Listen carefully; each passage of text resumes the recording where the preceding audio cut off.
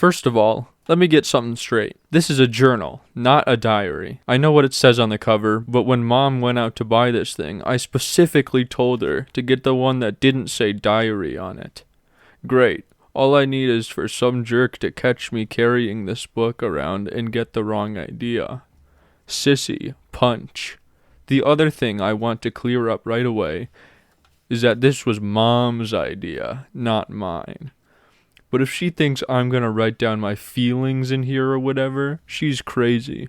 So just don't expect me to be all, Dear Diary this and Dear Diary that.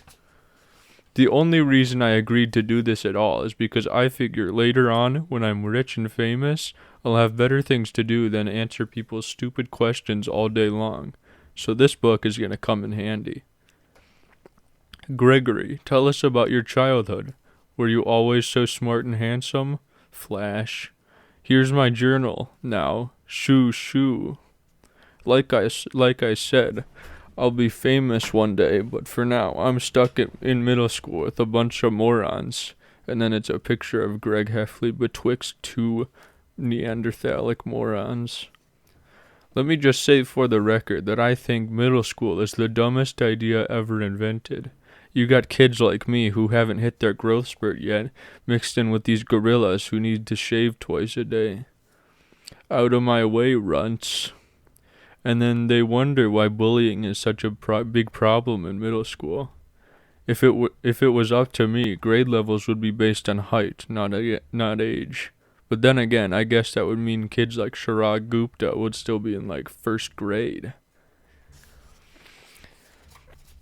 Today's the first day of school, and right now we're just waiting around for the teacher to hurry up and finish the seating chart, so I figured I might as well write in this book to pass the time. By the way, let me give you some good advice. On the first day of school, you gotta be real careful where you sit. You walk in the classroom and just plunk your stuff down on any old desk. The next thing you know, the teacher is saying, I hope you all like where you're sitting, because these are your permanent seats. Gah! And then it's Greg betwixt two morons. So in this class, I got stuck with Chris Hosey in front of me and Lionel James in back of me. Jason Brill came in late and almost sat to my right, but luckily I stopped that from happening at the last second. Is this seat taken? Yes. Next period, I should just sit in the middle of a bunch of hot girls as soon as I step into the room. But I guess if I do that, it just proves that I didn't learn anything from last year. Greg, will you please pass this note to Shelley? On the note, it says Greg is a dork. Why, certainly. Heh. Man, I don't know what is up with the girls these days. It used to be a whole lot simpler back in elementary school. The deal was, if you were the fastest runner in your class, you got all the girls. That's facts. That's actually facts, though. That's so true. And in 5th grade, the fastest runner was Ronnie McCoy. Nowadays, it's a whole lot more complicated. Now it's about the kind of clothes you wear or how rich you are, if you have a cute butt or whatever. And kids like Ronnie McCoy are scratching their heads wondering what the heck happened. That's me. I'm a Ronnie McCoy type. That's me. That's Drew Butterboy. The most popular boy in my grade is Bryce Anderson. The thing that really stinks is that I have always been into girls, but kids like Bryce have only come around in the last couple of years. I remember how Bryce used to act back in elementary school. Girls are stinky poos. Yeah. I don't think girls are stinky poos, says Greg. But of course now I don't get any credit for sticking with the girls all this time. Like I said, Bryce is the most popular kid in our grade, so that leaves all the rest of us guys scrambling for the other spots. The best I can figure is that I'm somewhere around 42nd or 53rd most popular this year. But the good news is that I'm about to move up one spot because Charlie Davies is above me, and he's getting his braces next week. I try to explain all this popularity stuff to my friend Rowley, who is probably hovering right around the 150 mark, by the way, but I think it just goes in one ear and out with the other with him. Wednesday. Today we had Phi Ed, so the first thing I did when I got outside was sneak off to the basketball court to see if the cheese was still there. And sure enough, it was. Oh God, the cheese. That piece of cheese has been sitting on the blacktop since last spring. I guess it must have dropped out of someone's sandwich or something. After a couple days, the cheese started getting all moldy and nasty. Nobody would play basketball on the court where the cheese was, even though that was the only court that had a hoop with a net. Then one day, this kid named Darren Walsh touched the cheese with his finger, and that's when this thing called the cheese touch started. It's basically like the cooties. If you get the cheese touch, you're stuck with it until you pass it on to someone else. Scream. Then they're running away from Darren Walsh with the cheese touch. God, that looks really scary, actually. The only way to protect yourself from the cheese touch is to cross your fingers. But it's not that easy remembering to keep your fingers crossed every moment of the day. I ended up taping mine together so they'd stay crossed all the time. I got a D in handwriting, but it was totally worth it. This one kid named Abe Hall got the cheese touch in April, and nobody would even come near him for the rest of the year. This summer, Abe moved away to California and took the cheese touch with him. I just hope someone doesn't start the cheese touch up again, because I don't need that kind of stress in my life anymore. Thursday. I'm having a seriously hard time getting used to the fact that summer is over and I have to get out of bed every morning to go to school. My summer did not exactly get off to a great start, thanks to my older brother Roderick. A couple of days into summer vacation, Roderick woke me up in the middle of the night. He told me I slept through the whole summer, but that, luckily, I woke up just in time for the first day of school. Shoot. You might think I was pretty dumb for falling for that one, but Roderick was dressed up in his school clothes and he set my alarm clock ahead to make it look like it was morning. Plus, he closed my curtains so I couldn't see that it was still dark out. After Roderick woke me up, I just got dressed and went downstairs to make myself some breakfast, like I do every morning on a school day. But I guess I must have made a pretty big racket, because the next thing I knew, Dad was downstairs yelling at me for eating Cheerios at 3 in the morning. It took me a minute to figure out what the heck was going on. After I did, I told Dad that Roderick had played a trick on me, and he was the one who should be getting yelled at. Dad walked down to the basement to chew Roderick out, and I tagged along. I couldn't wait to see Roderick get what was coming to him. But Roderick covered up his tracks pretty good, and to this day I'm sure Dad thinks I've got a screw loose or something. Friday. Today at school we got assigned to reading groups. They don't come right out and tell you if you're in the gifted group or the easy group. You can figure it out right away by looking at the covers of the books they hand out. Einstein as a Child, or Bink Says Boo. I was pretty disappointed to find out I just got put in the gifted group, because that just means a lot of extra work. When they did the screening at the end of the last year, I did my best to make sure I got put in the easy group this year. Fred picked up the the buck. Whoa, thanks. Mom is real tight with our principal, so I'll bet she stepped in and made sure I got put into the gifted group again. Mom is always saying I'm a smart kid, that I just don't apply myself. But if there's one thing I learned from Roderick, it's to set people's expectations real low so you end up surprising them by practically doing nothing at all. Roderick, I want your dirty underwear off the kitchen table before I get home from work. Later, and then the dirty underwear is off the kitchen table and Dad is happy. That's my depiction. That's my explanation of the depictions.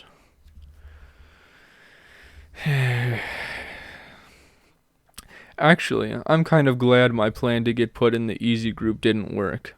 I saw a couple of the Bink Says Boo kids holding their books upside down, and I don't think they were joking. Saturday. Well, the first week of school is finally over, so I slept in today. Most kids wake up early on Saturday to watch cartoons or whatever, but not me. The only reason I get out of bed at all on weekends is because eventually I can't stand the taste of my own breath anymore. Smack, smack.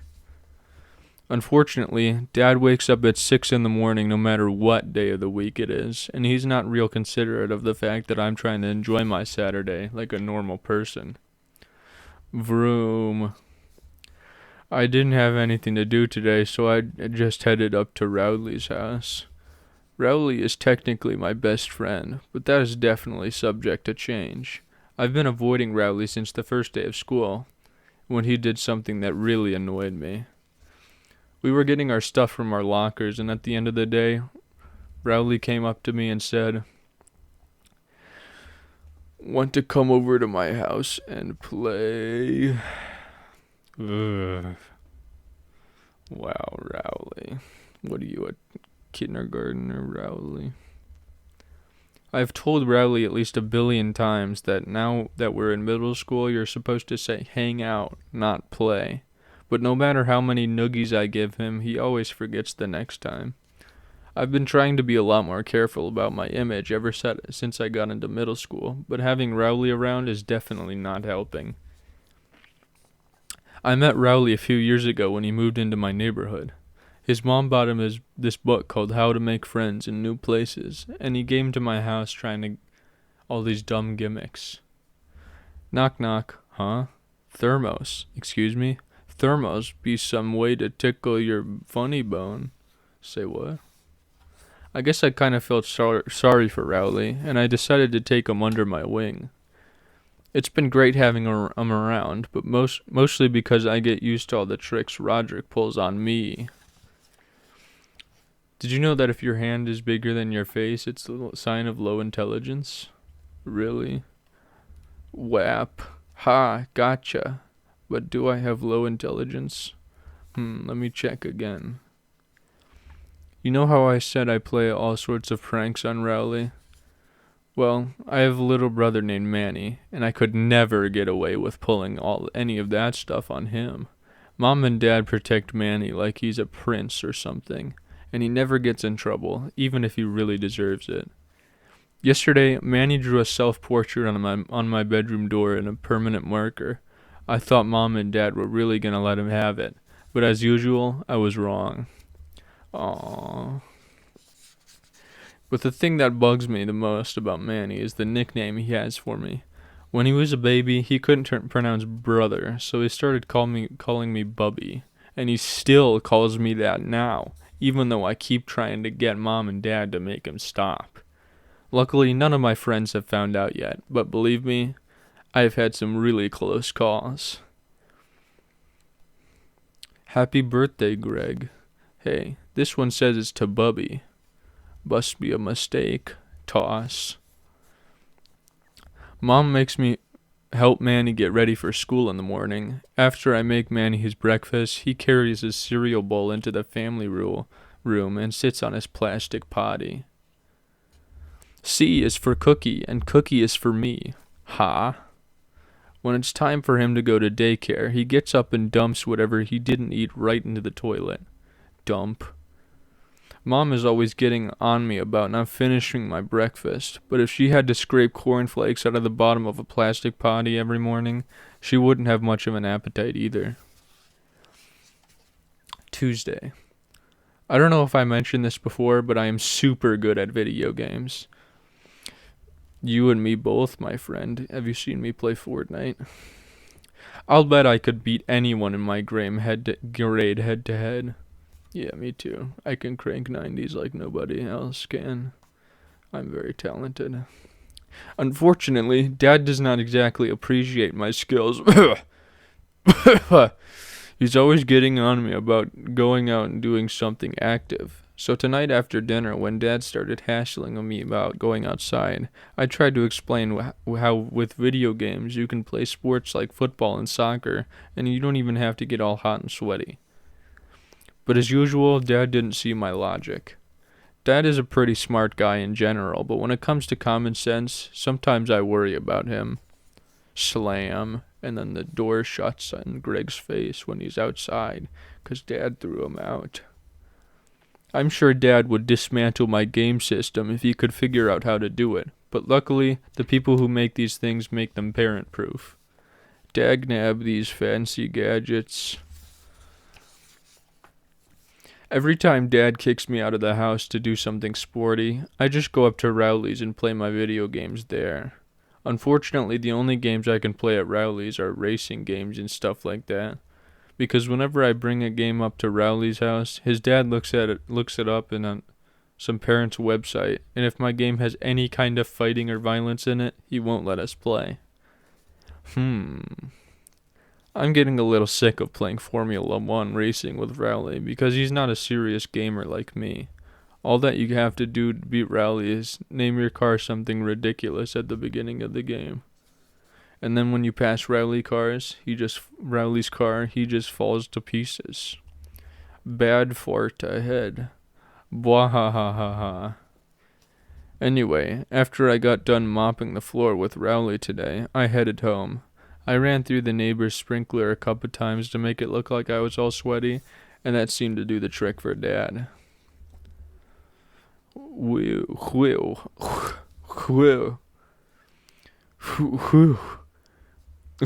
then Dad's happy because he was all hot and sweaty. But my trick kind of backfired because as soon as Mom saw me, she made me go upstairs and take a shower. Ugh. A shower? You kidding me? Who needs that? Wednesday. I guess Dad must have been pretty happy with himself for making me go outside yesterday because he did it again today.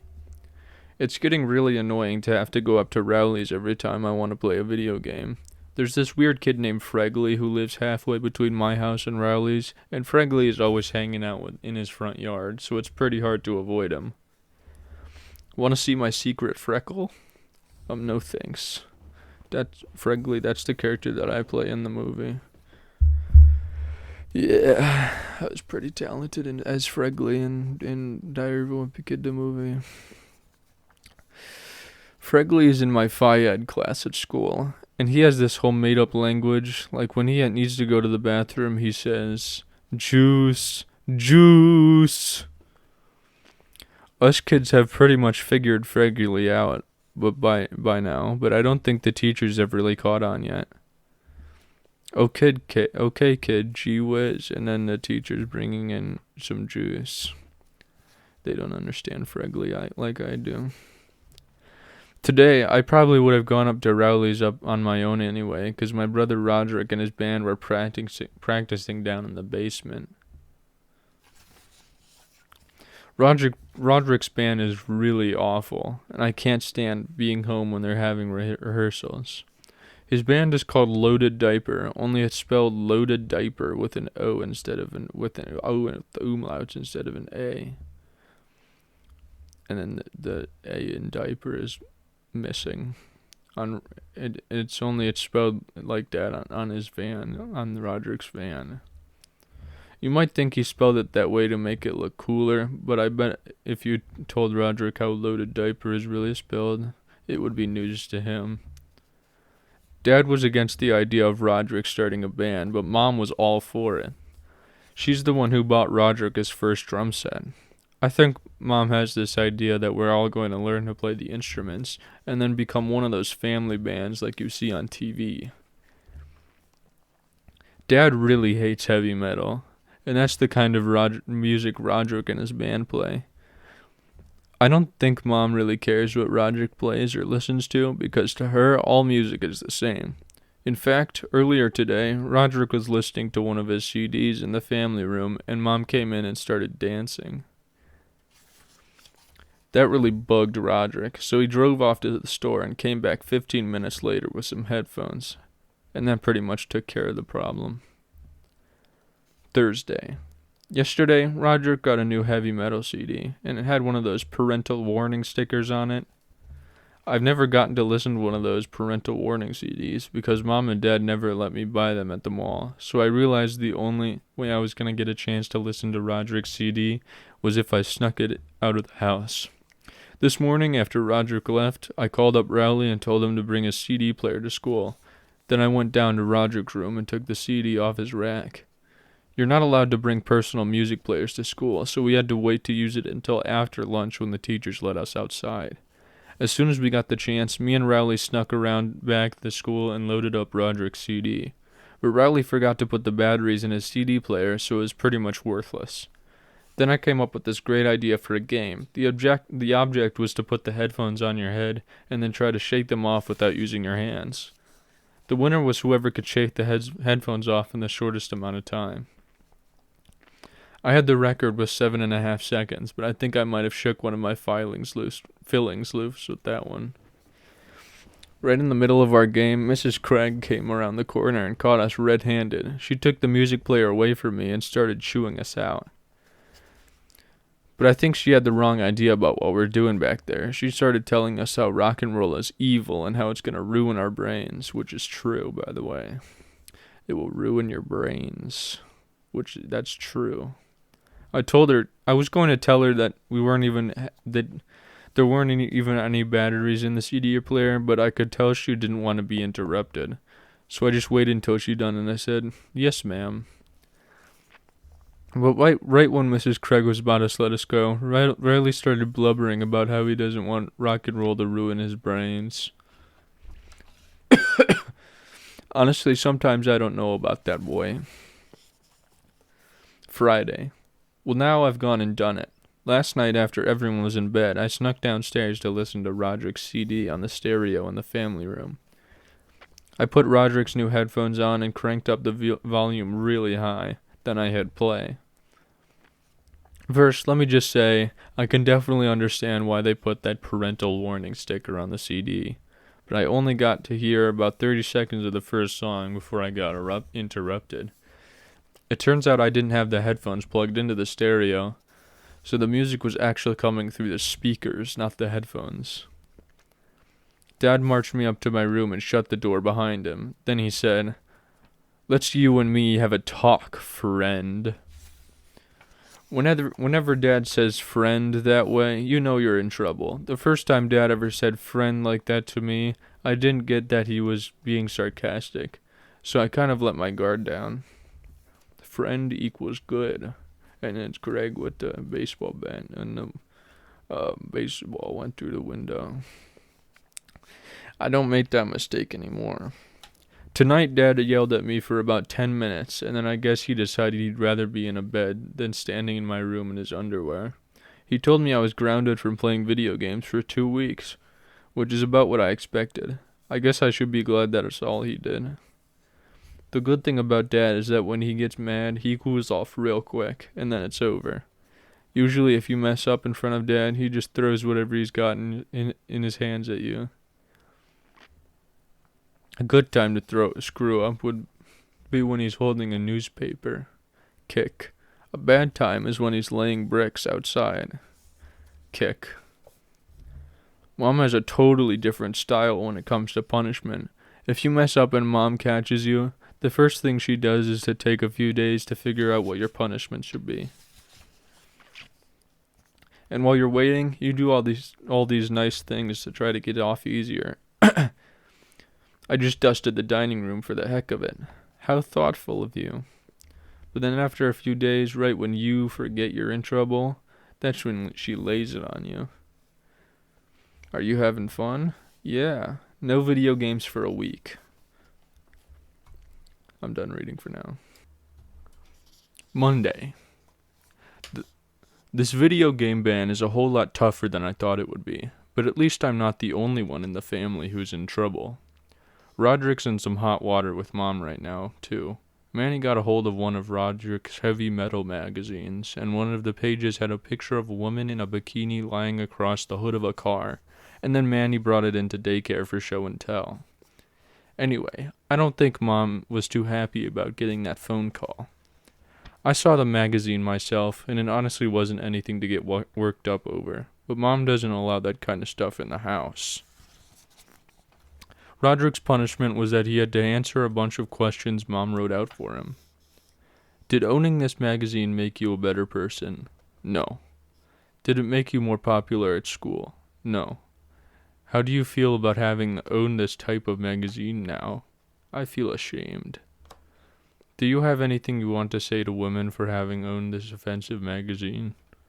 I'm sorry, women. Wednesday. I'm still grounded from playing video games, so Manny has been using my system. Mom went out and bought a bunch of educational video games, and watching Manny play them is like torture. What number comes after 2 and rhymes with tree? 3. 3. The good news is that I finally figured out how to get some of my games past Rowley's dad. I just put one of my discs in Manny's Discovering the Alphabet case, and that's all it takes. That's Rowley's dad. He's approving of it. I'm sorry. Thursday. At school today, they announced that student government elections are coming up. To be honest with you, I've never had any interest in student government, but when I started thinking about it, I realized getting elected treasurer could totally change my situation at school. We cheerleaders are tired of riding to games in the same bus as the nerds in the band. Let me see what I can do. And then Greg presents them with a limousine, and he looks like a very nice guy, because he presented them with a limousine instead of the bus that they rode in with the nerds. God, I hate the band kids. And even better, we jocks just need an air pump to inflate our only football. Yeah, sorry, can't help you with that. Nobody ever thinks about running for treasurer because all anyone cares about are the big ticket positions like president and vice president. So I figure if I sign up tomorrow, the treasurer job is pretty much mine for the taking. Friday. Today I went and put my name in the list to run for treasurer. Unfortunately, this kid named Marty Porter is running for treasurer too, and he's real brainy about math.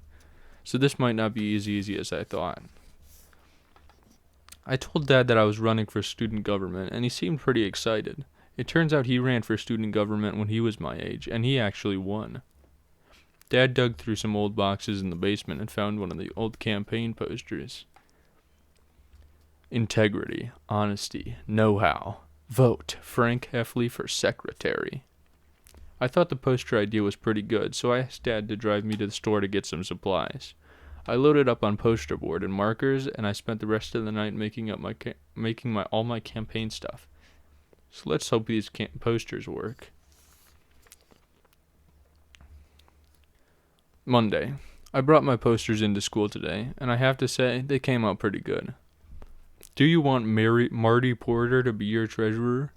Dar, and then there's the money's falling out. Hey, you're dropping all our money, fool. Remember in 2nd grade how I'm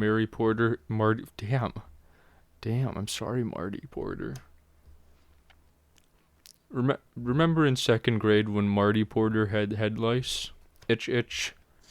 Do you really want him touching your money? I started hanging my posters up as soon as I got in, but they were only up for about 3 minutes before Vice Principal Roy spotted them. Mr. Roy said that you weren't allowed to write fabrications about other candidates, so I told Mr. Roy that the thing about the head lice was true, and how it practically closed down the whole school when it happened. But he took down all my posters anyway. So today, Marty Porter was going around handing out lollipops to buy himself votes, while my posters were sitting at the bottom of Mr. Roy's trash can. I guess this means my political career is officially over. October. Monday. Well, it's finally October, and there are only 30 days left until Halloween. Halloween is my favorite holiday, even though Mom says I'm getting too old to go trick-or-treating anymore. Halloween is Dad's favorite holiday too, but for a different reason. On Halloween night, while all the other parents are handing out candy, Dad is hiding in the bushes with a big trash can full of water, and if any teenagers pass by our driveway, he drenches them. Yarg! I'm not sure Dad really understands the concept of Halloween, but I'm not going to be the ones who spoil his fun. Trick or treat, heh heh. Tonight was the opening night of the Crossland High School haunted house, and I got Mom to agree to take me and Rowley. Rowley showed up at my house wearing his Halloween costume from last year. When I called him earlier, I told him just to wear regular clothes, but of course he didn't listen. I tried not to let it bother me too much, though. I've never been allowed to go to Crossland Haunted House before, and I wasn't going to let Rowley ruin it for me. Roderick has told me all about it, and I've been looking forward to this for about 3 years. Anyway, when we got to the entrance, I started having second thoughts about going in. Good evening, and it's a guy sitting on a table with his head poking out, and it looks like his severed head is under the platter. But Mom seemed like she was in a hurry to get this over with, and she moved us along. Once we were through the gate, it was one scare after another. There were vampires jumping out at you and people without heads and all sorts of crazy stuff. But the worst part was this area called Chainsaw Alley. There was this big guy in a husky mask, and he had a real chainsaw. Roderick told me the chainsaw had a rubber blade, but I wasn't taking any chances.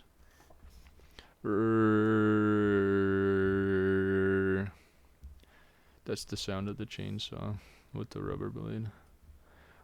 Right when it looked like the chainsaw guy was about to actually catch us, Mom stepped in and bailed us out. That's not nice. I'm sorry, ma'am. Mom made the chainsaw guy show us where the exit was, and that was the end of our haunted house experience right there. I guess it was a little embarrassing when Mom did that, but I'm willing to let it go this one time. Saturday. The Crossland Haunted House really got me thinking. Those guys were charging $5 a pop, and that line stretched halfway across the school. I decided to make my haunted house of my own. Actually, I had to bring Rowley in on the deal, because Mom wouldn't let me convert our first floor into a full-out haunted mansion. I knew Rowley's dad wouldn't be crazy about the idea either, so we decided to build the haunted house in his basement and not mention it to his parents. Me and Rowley spent most of the day coming up with an awesome plan for our haunted house. Here was our final plan. I don't mean to brag or anything, but what we came up with was way better than the Crossland High School haunted house. We realized we were going to need to get to the word out so that we were doing this thing, so we got some paper and made a bunch of flyers. I'll admit, maybe we stretched the truth a little bit in our advertisement, but we had to make sure people actually showed up. Haunted house. Ouch. With live sharks. 32 Surrey Street. Admission 50 cents. 3 p.m. By the time we finished putting the flyers up around the neighborhood and got back to Rowley's basement, it was already 2:30. And we hadn't even started putting the actual haunted house together yet. So we had to cut some corners from our original plan. When 3 o'clock rolled around, we looked outside to see if anyone had showed up, and sure enough, there were about 20 neighborhood kids waiting in line outside Rowley's basement. Now, I know our flyers said admission was 50 cents, but I could see that we had a chance to make a killing here. So I told the kids that admission was $2 and 50 cents was just a typo. The first kid to cough up his $2 was Shane Snella. He paid his money and we let him inside. Me and Rowley took our positions in the Hall of Screams. The Hall of Screams was basically a bed with me and Rowley on either side of it. Rah! Rah! Squeal! I guess maybe we made the Hall of Screams a little too scary, because halfway through, Shane curled up into a ball underneath the bed. We tried to get him to crawl out from under there, but he wouldn't budge. I started thinking about all the money we were losing with this kid clogging up the Hall of Screams, and I knew we had to get him out of there quick. Eventually, Rowley's dad came downstairs. At first, I was happy to see him because I thought he could help us drag Shane out from under the bed and get our haunted house cranking again. Excuse me. But Rowley's dad wasn't really in a helpful mood. Poke, poke. That's the sound of Rowley pushing at Shane Snella with the broom. Rowley's dad wanted to know what we were doing and why Shane Snella was curled up under the bed. We told him that the basement was a haunted house and that Shane Snell actually paid for us to do this to him, but Rowley's dad didn't believe us. I admit that if you looked around, it didn't really look like a haunted house. All we had time to put together was the Hall of Screams and the Lake of Blood, which was just Rowley's old baby pool filled with a half bottle of ketchup in it. I tried to show Rowley's dad our original plan to prove that we were really running a legitimate operation, but he didn't seem convinced.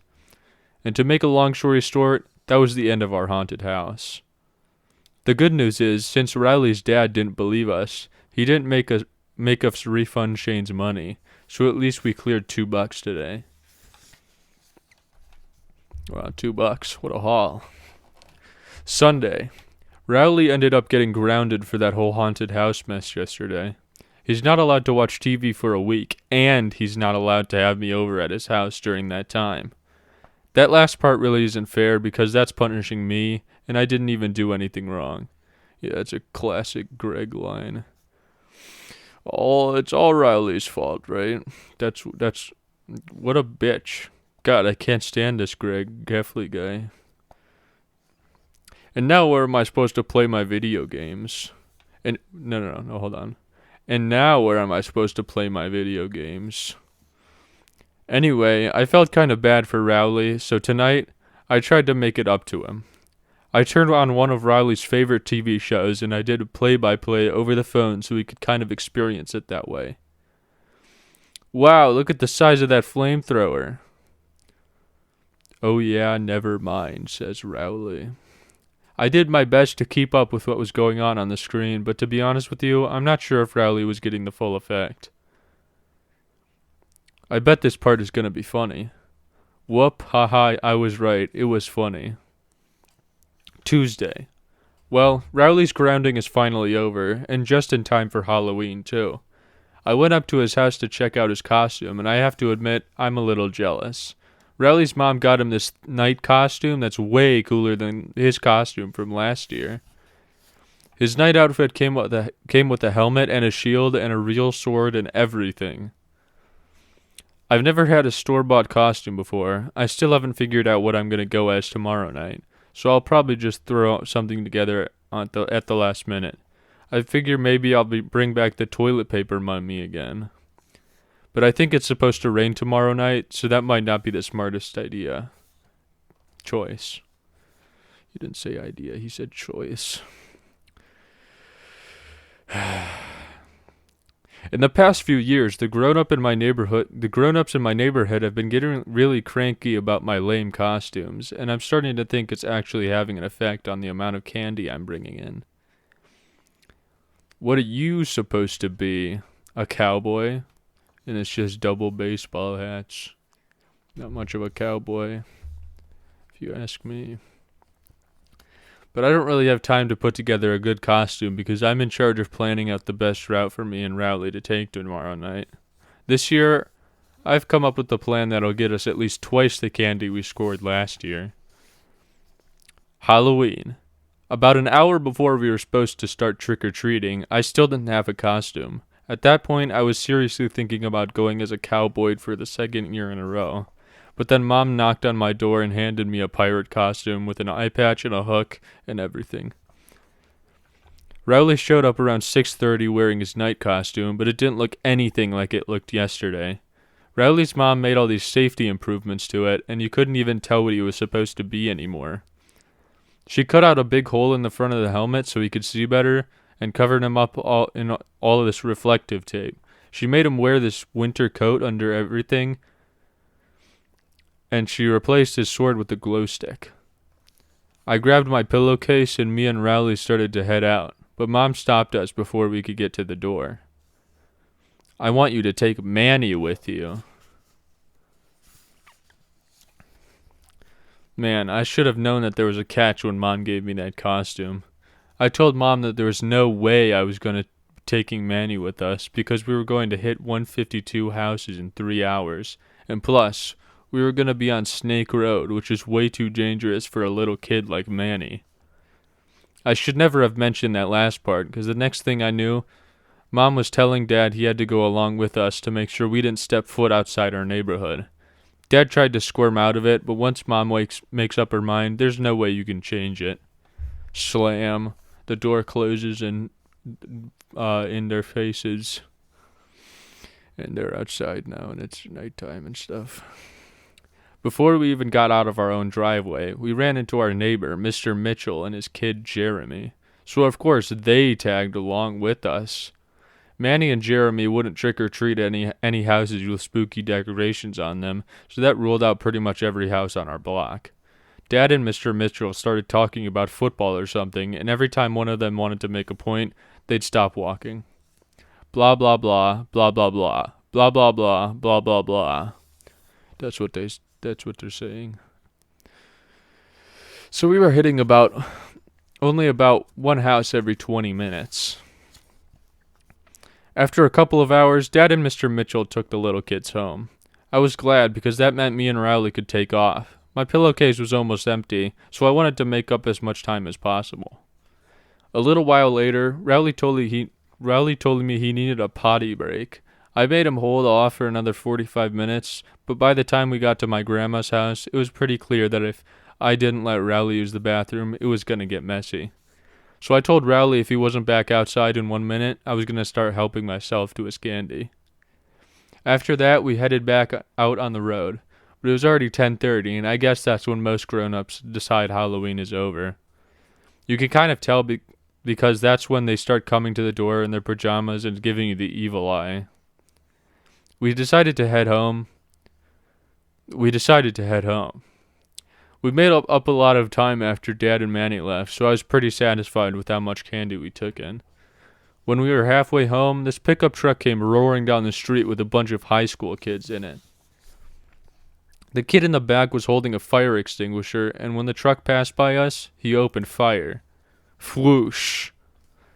I hate to give Rowley credit, because he blocked about 95% of the water with his shield. What?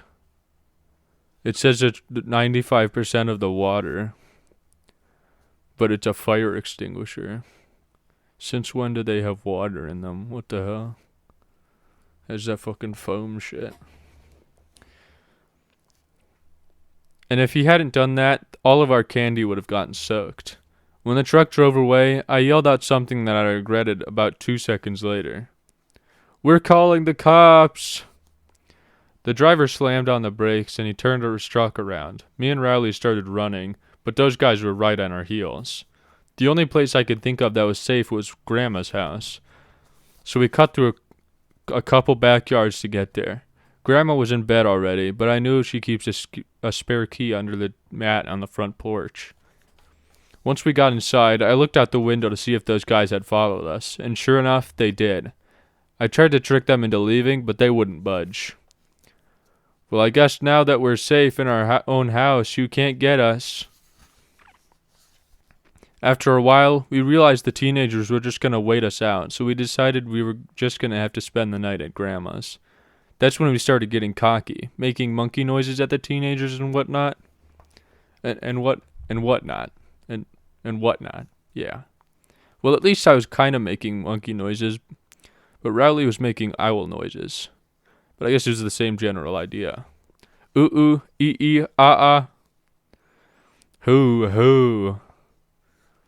I called Mom to tell her we were going to crash at Grandma's house for the rest of the night. But Mom sounded really mad on the phone. She said it was a school night and that we had to get home right that instant.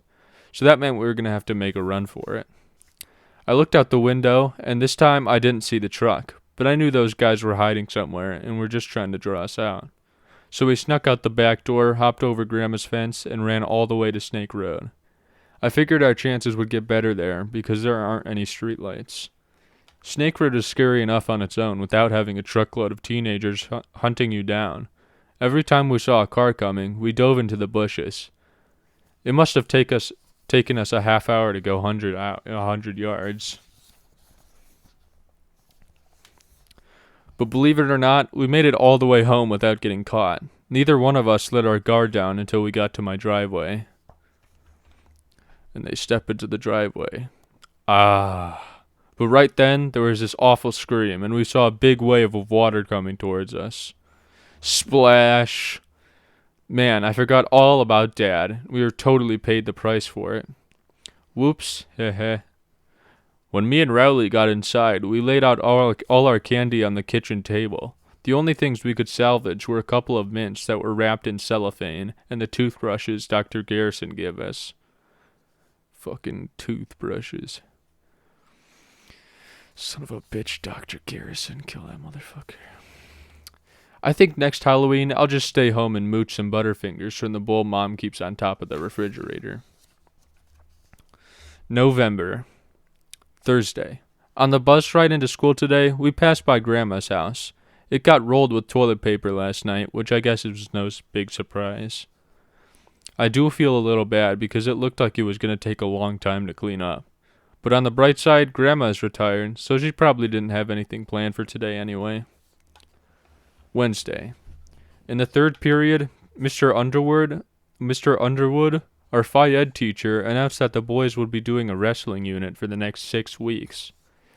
If there's one thing most boys in my school are into, it's professional wrestling. So Mr. Underwood might as well have set off a bomb. Lunch comes right after Phi Ed, and the cafeteria was a complete madhouse.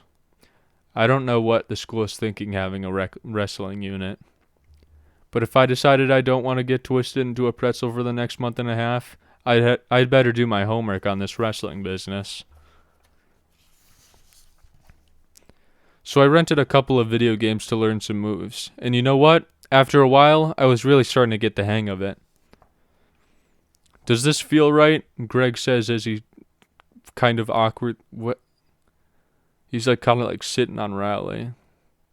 And he's like squirming. I don't know what's going on here actually. Rowley says, yes, no, help. In fact, the other kids in my class had better look out, because if I keep this up, I could be a real threat. Then again, I better make sure I don't get too good. This kid named Preston Mudd got named Athlete of the Month for being the best player in the basketball unit, so they put up his picture in the hallway. P. Mudd, Athlete of the Month. Athlete of the Month. It took people about 5 seconds to realize how P. Mudd sounded when you said it out loud, and after that, it was all over for Preston. P. Mudd! P. Mudd! P.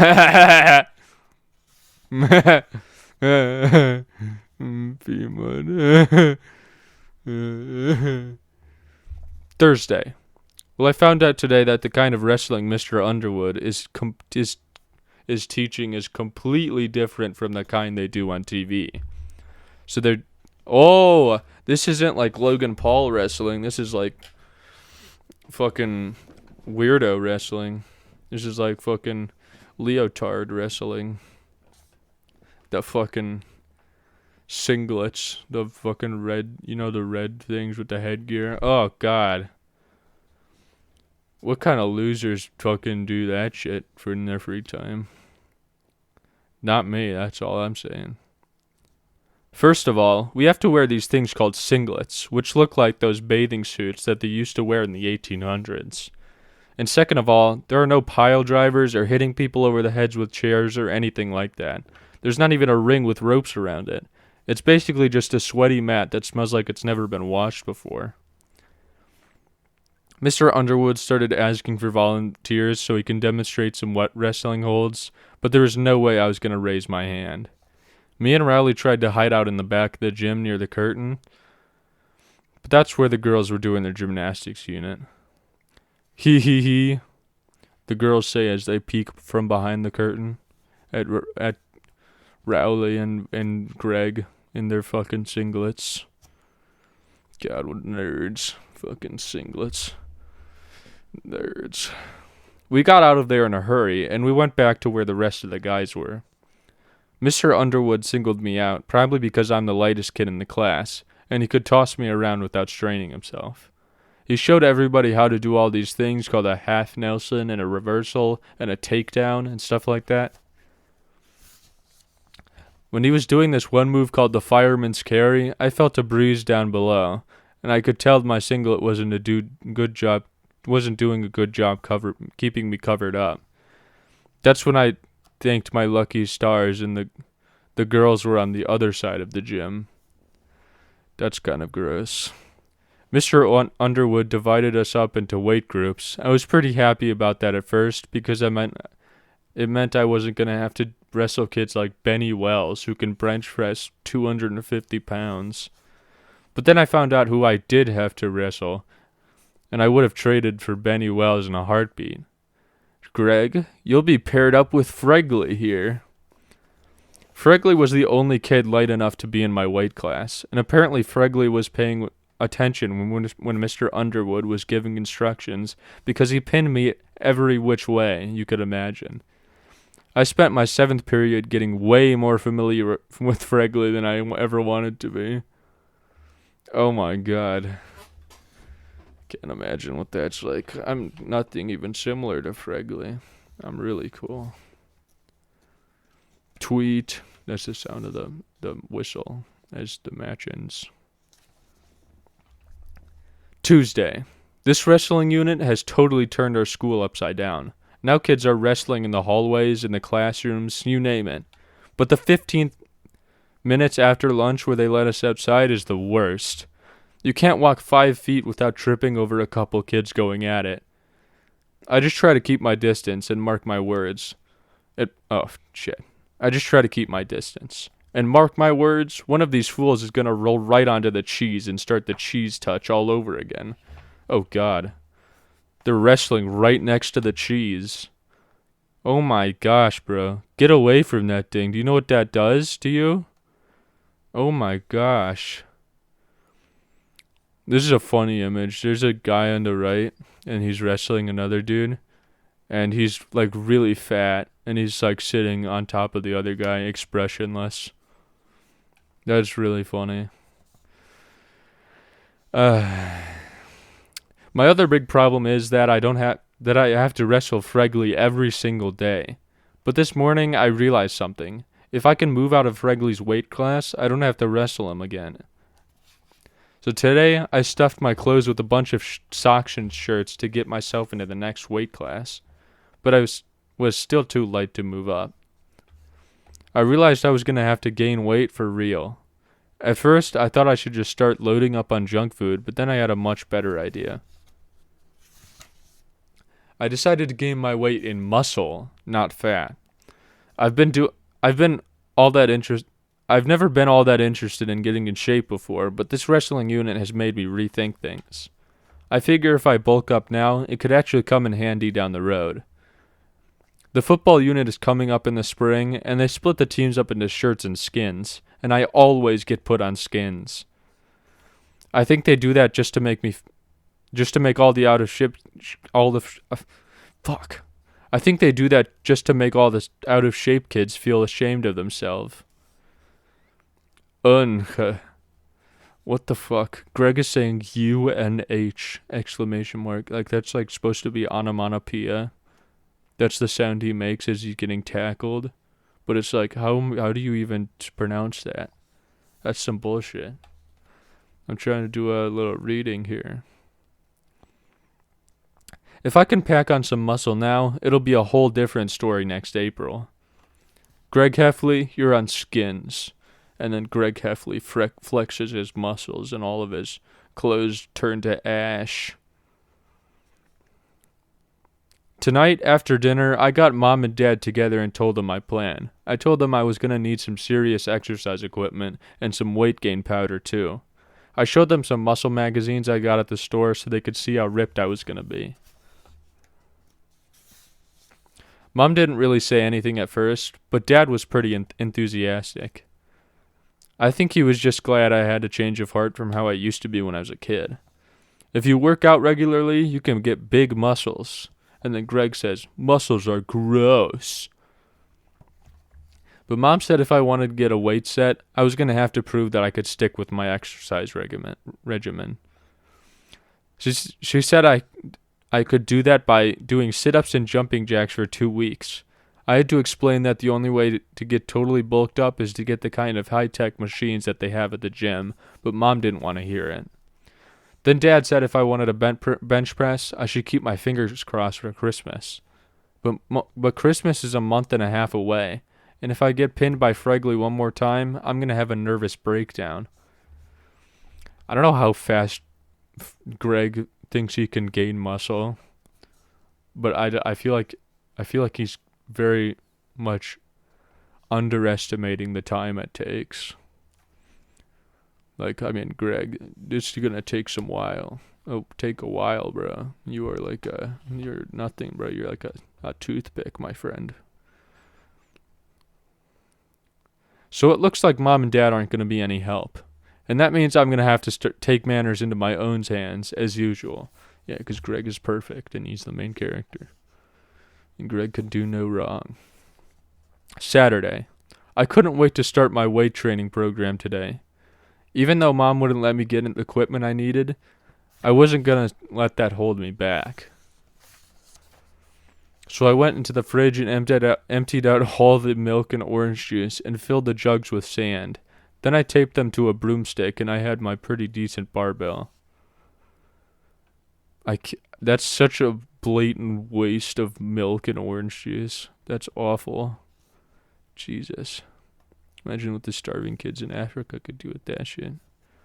Put that much son of a bitch right down the drain, you selfish son of a bitch, Greg Heffley. After that, I made a bench press out of an ironing board and some boxes. Once I had that all set, I was ready to do some serious lifting. I needed a spotting partner, so I called Rowley. And when he showed up at my door wearing some ridiculous getup, I knew I made a mistake inviting him. And then Rowley shows up wearing like those calf warmer things, a towel, a headband, a tank top over a t-shirt, and fingerless gloves. How silly. I made Rowley use the bench press first, mostly because I wanted to see if the broomstick was going to hold up. Jesus Christ. I tested my freak invention on Rowley to see if it would kill him, so I wouldn't die if I used it. He did about 5 reps, and he was ready to quit, but I wouldn't let him. That's what a good training partner is for, to push you beyond your limits. 15 more, come on. I knew Rowley wasn't going to be as serious about weightlifting as I was, so I decided to try out an experiment to test his dedication. In the middle of Rowley's set, I went and got this phony nose and mustache Roderick has in his trunk drawer. And right when Rowley had the barbell in the down position, I leaned over and looked at him. "Fa-poo," Rowley says as the thing drops on his chest and he starts dying and getting killed. Sure enough, Rowley totally lost his concentration. He couldn't even get the barbell off his chest. I thought about helping him out, but then I realized that if Rowley didn't get serious about working out, he was never going to get to my level. Gasp, sputter. Bro, get that off him.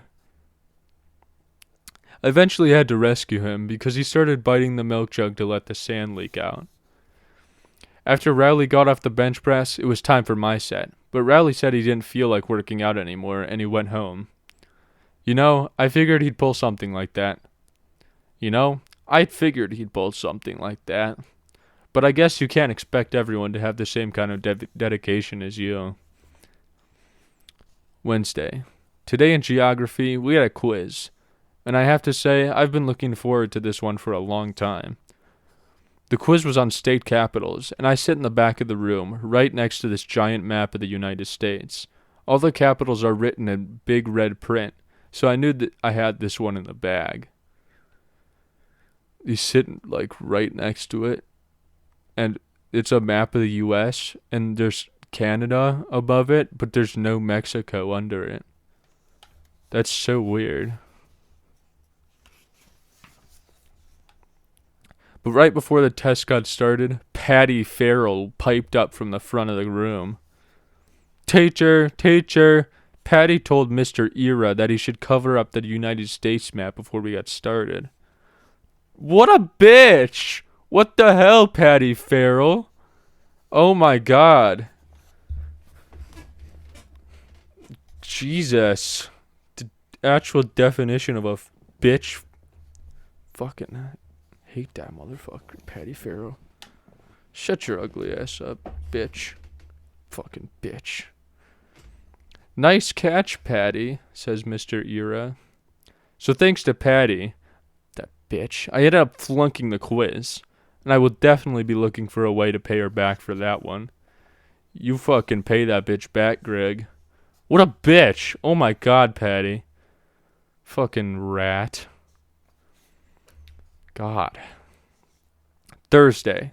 Tonight my mom came to my room, and she had a flyer in her hand. As soon as I saw it, I knew exactly what it was. It was an announcement that the school is having tryouts for a winter play. Man, I should have thrown that thing out when I saw it on the kitchen table. I begged her not to make me sign up.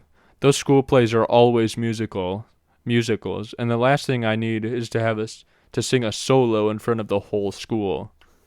But all my begging seemed to do was make Mom more sure that I should do it. Oh God, the worst mom ever. Mom said the only way I was going to be well-rounded was by trying different things.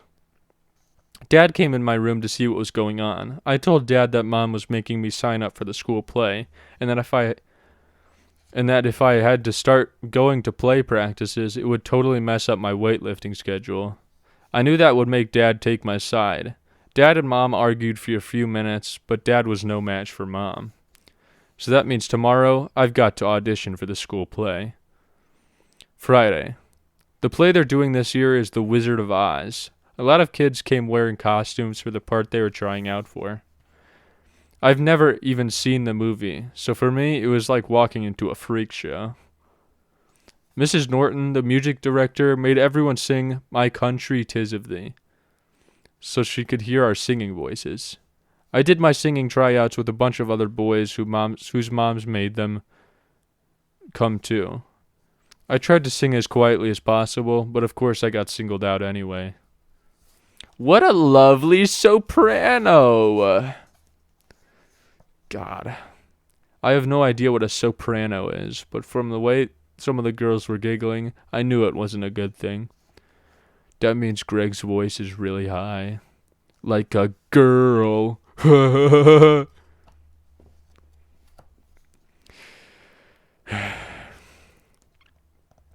Tryouts went on forever. The grand finale came up with auditions for Dorothy, who I guess is the lead character in the play. And who should try out first but Patty Farrell? Bitch.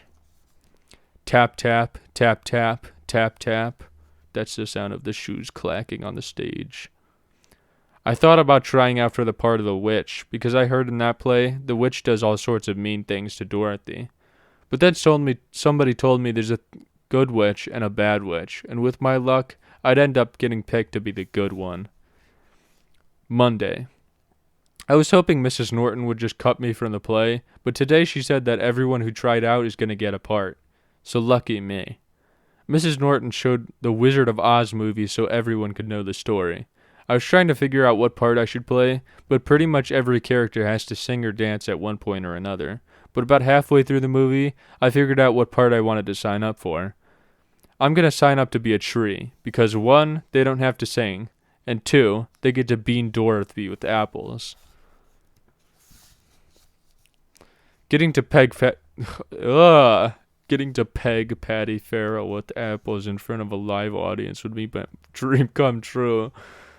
Do not say that. Do not say that you're gonna peg Patty Farrell in front of a live audience. Bro. Oh my gosh. You could have worded that any other way and it wouldn't have been better. I may actually have to thank Mom for making me do this play once it's all over. After the movie ended, I signed up to be a tree. Unfortunately, a bunch of other guys had the same idea as me, so I guess there are a lot of guys who have a bone to pick with Patty Farrell. Wednesday. Well, like Mom always says, be careful what you wish for. I got picked to be a tree, but I don't know if that's such a good thing.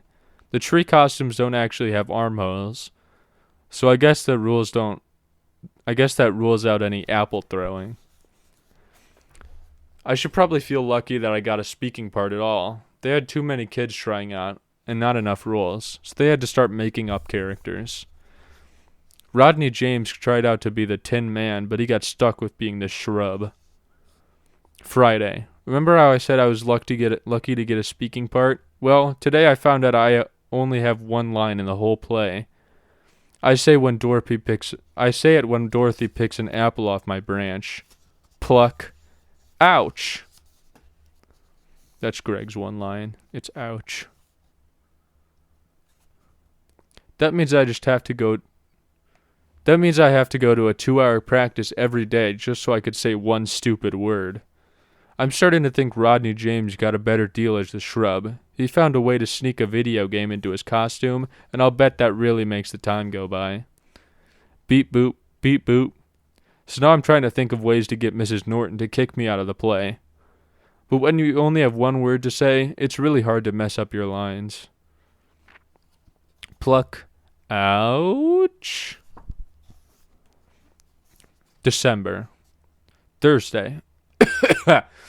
The play is only a couple days away, and I have no idea how we're going to pull this thing off. First of all, nobody has bothered to learn their lines, and that's all Mrs. Norton's fault.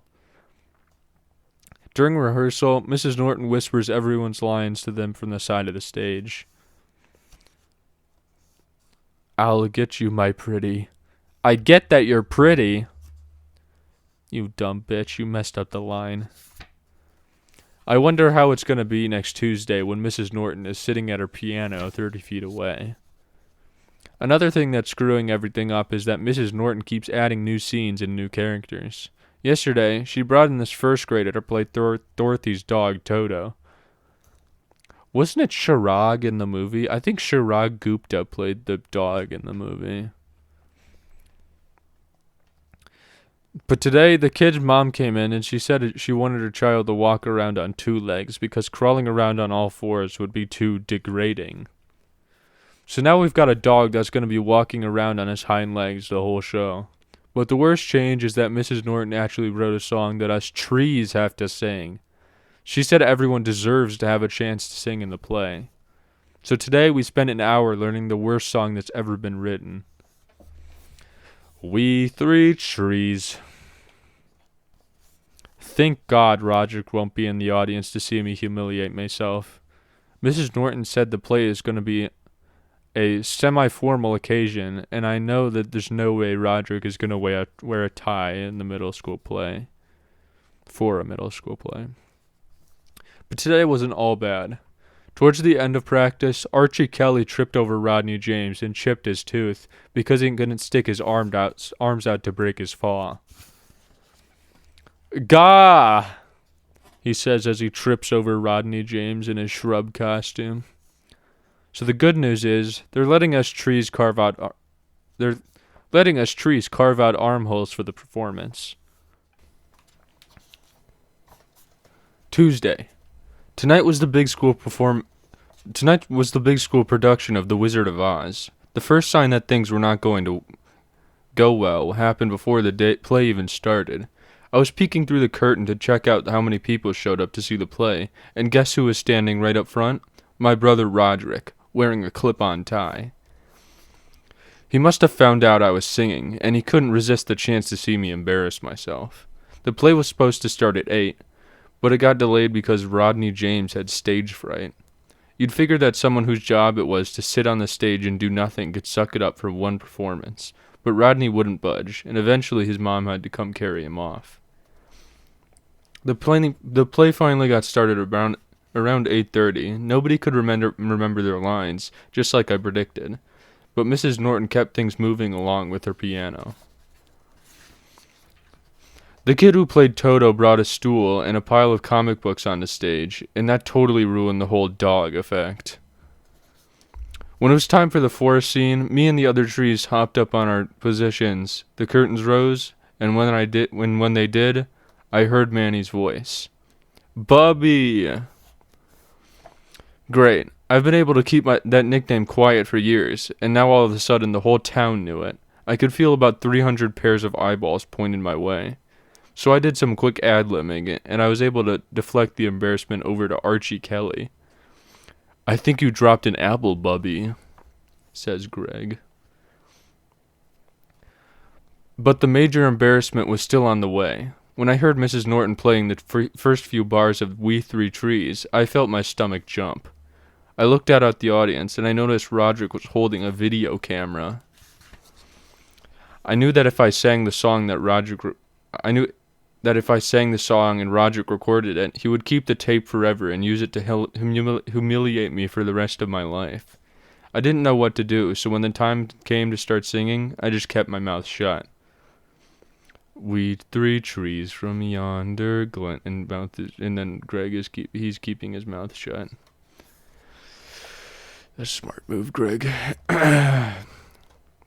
For a few seconds there, things went okay. I figured that if I didn't technically sing the song, then Roderick wouldn't have anything to hold over my head. But after a few seconds, the other trees noticed I wasn't singing. I guess they must have thought I knew something that they didn't, so they stopped singing too. "Do spy a maiden fair and sweet." And then they get quiet. Now the three of us were just standing there, not saying a word. Mrs. Norton must have thought we forgot the words to the song, because she came over to the side of the stage and whispered the rest of the lyrics to us. "Whilst we are rooted to our spots, she doth move on lighter feet." The song is only about 3 minutes long, but to me it felt like an hour and a half. I was just praying the curtains would go down so we could hop off the stage. That's when I noticed Patty Farrell standing in the wings. And if looks could kill, us trees would be dead.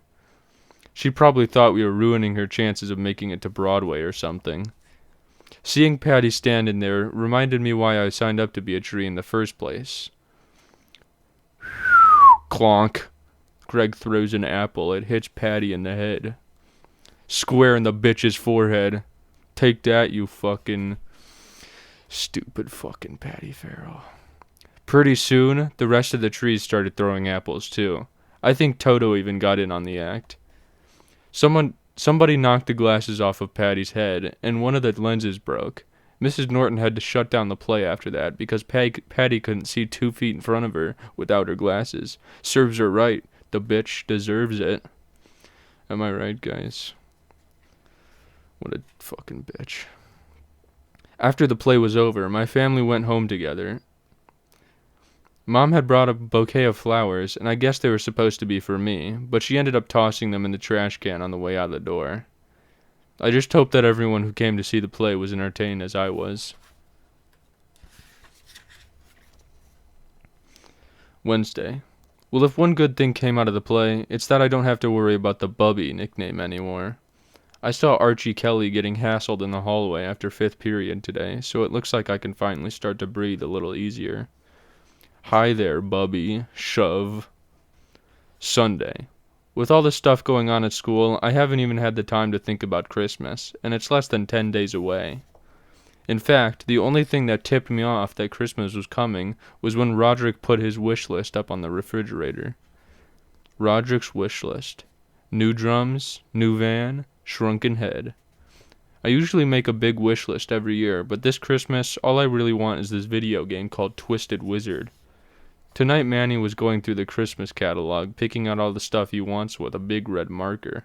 Manny was circling like every single toy in the catalog. He was even circling really expensive things like a giant motorized car and stuff like that. So I decided to step in and give him some good big brotherly advice. I told him that if he circled stuff that was too expensive, he was going to end up with a bunch of clothes for Christmas. I said he should just pick 3 or 4 medium-priced gifts so he would end up with a couple of things he actually wanted. But of course Manny just went back to circling everything again, so I guess he'll just have to learn the hard way. When I was 7, the only thing I really wanted for Christmas was a Barbie dream house, and not because I like girls' toys, like Roderick said. I just thought it would be really awesome for my toy soldiers. When Mom and Dad saw my wish list that year, they got in a big fight over it. Dad said there was no way he was getting me a dollhouse, but Mom said it was healthy for me to experiment with whatever kind of toys I wanted to play with. Uh-oh, I think our sonny boy might be swinging. I think he might be a little fruity. Not in not in my house will our son be fruity. Come on, Dad, just get him the dollhouse. Believe it or not, Dad actually won that argument. Dad told me to start with my wish list over and pick some toys that were more appropriate for boys. Excuse me, more appropriate for boys who like girls. Sorry. I have to blow my load.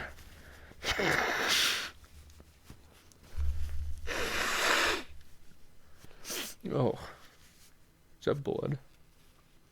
Oh shit. My nose is really dry. Anyways. But I have a secret weapon when it comes to Christmas. My Uncle Charlie always gets me whatever I want. I told him I wanted the Barbie dream house, and he said he'd hook me up. On Christmas, when Uncle Charlie gave me my gift, it was not what I asked for. He must have walked into the toy store and picked up the first thing that he saw when he heard the word Barbie on it. So if you ever see a picture of me where I'm holding a bunch of beach fun Barbie, know at least you know the whole story. Dad wasn't real happy when he saw what Uncle Charlie got me. He told me to either throw it out or give it away to charity. Jesus. It's a little homophobic of you, isn't it? Aw, pink is a girl's color. But I kept it anyway. And okay, I admit, maybe I took it out and played with it once or twice. That's how I ended up in the emergency room 2 weeks later with a pink Barbie shoe stuck up my nose. And believe me, Roderick has never let me hear the end of that. Greg. You never put the Barbie shoes up there. I learned that the hard way. Thursday. Tonight me and Mom went out to get a gift for the Giving Tree at church. The Giving Tree is basically a secret Santa kind of thing where you get a gift for someone who is needy. Mom picked out a red wool sweater for our Giving Tree guy. I tried to talk Mom into getting something a lot cooler, like a TV or a slushy machine or something like that. Because imagine if all you got on Christmas was a wool sweater. Yippee. I'm sure our Giving Tree guy will throw his sweater in the trash, along with the 10 cans of yams we sent us along his way during the Thanksgiving food drive. Ew, yams? Like, you're sending food to the needy, but you're giving them, like, the worst food possible? That's kind of fucked. At least give them some, like, cream corn or some shit. Christmas. When I woke up this morning and went downstairs, there were about a million gifts under the Christmas tree. But when I started digging around, there were hardly any gifts with my name on them. And like all of them are to Manny.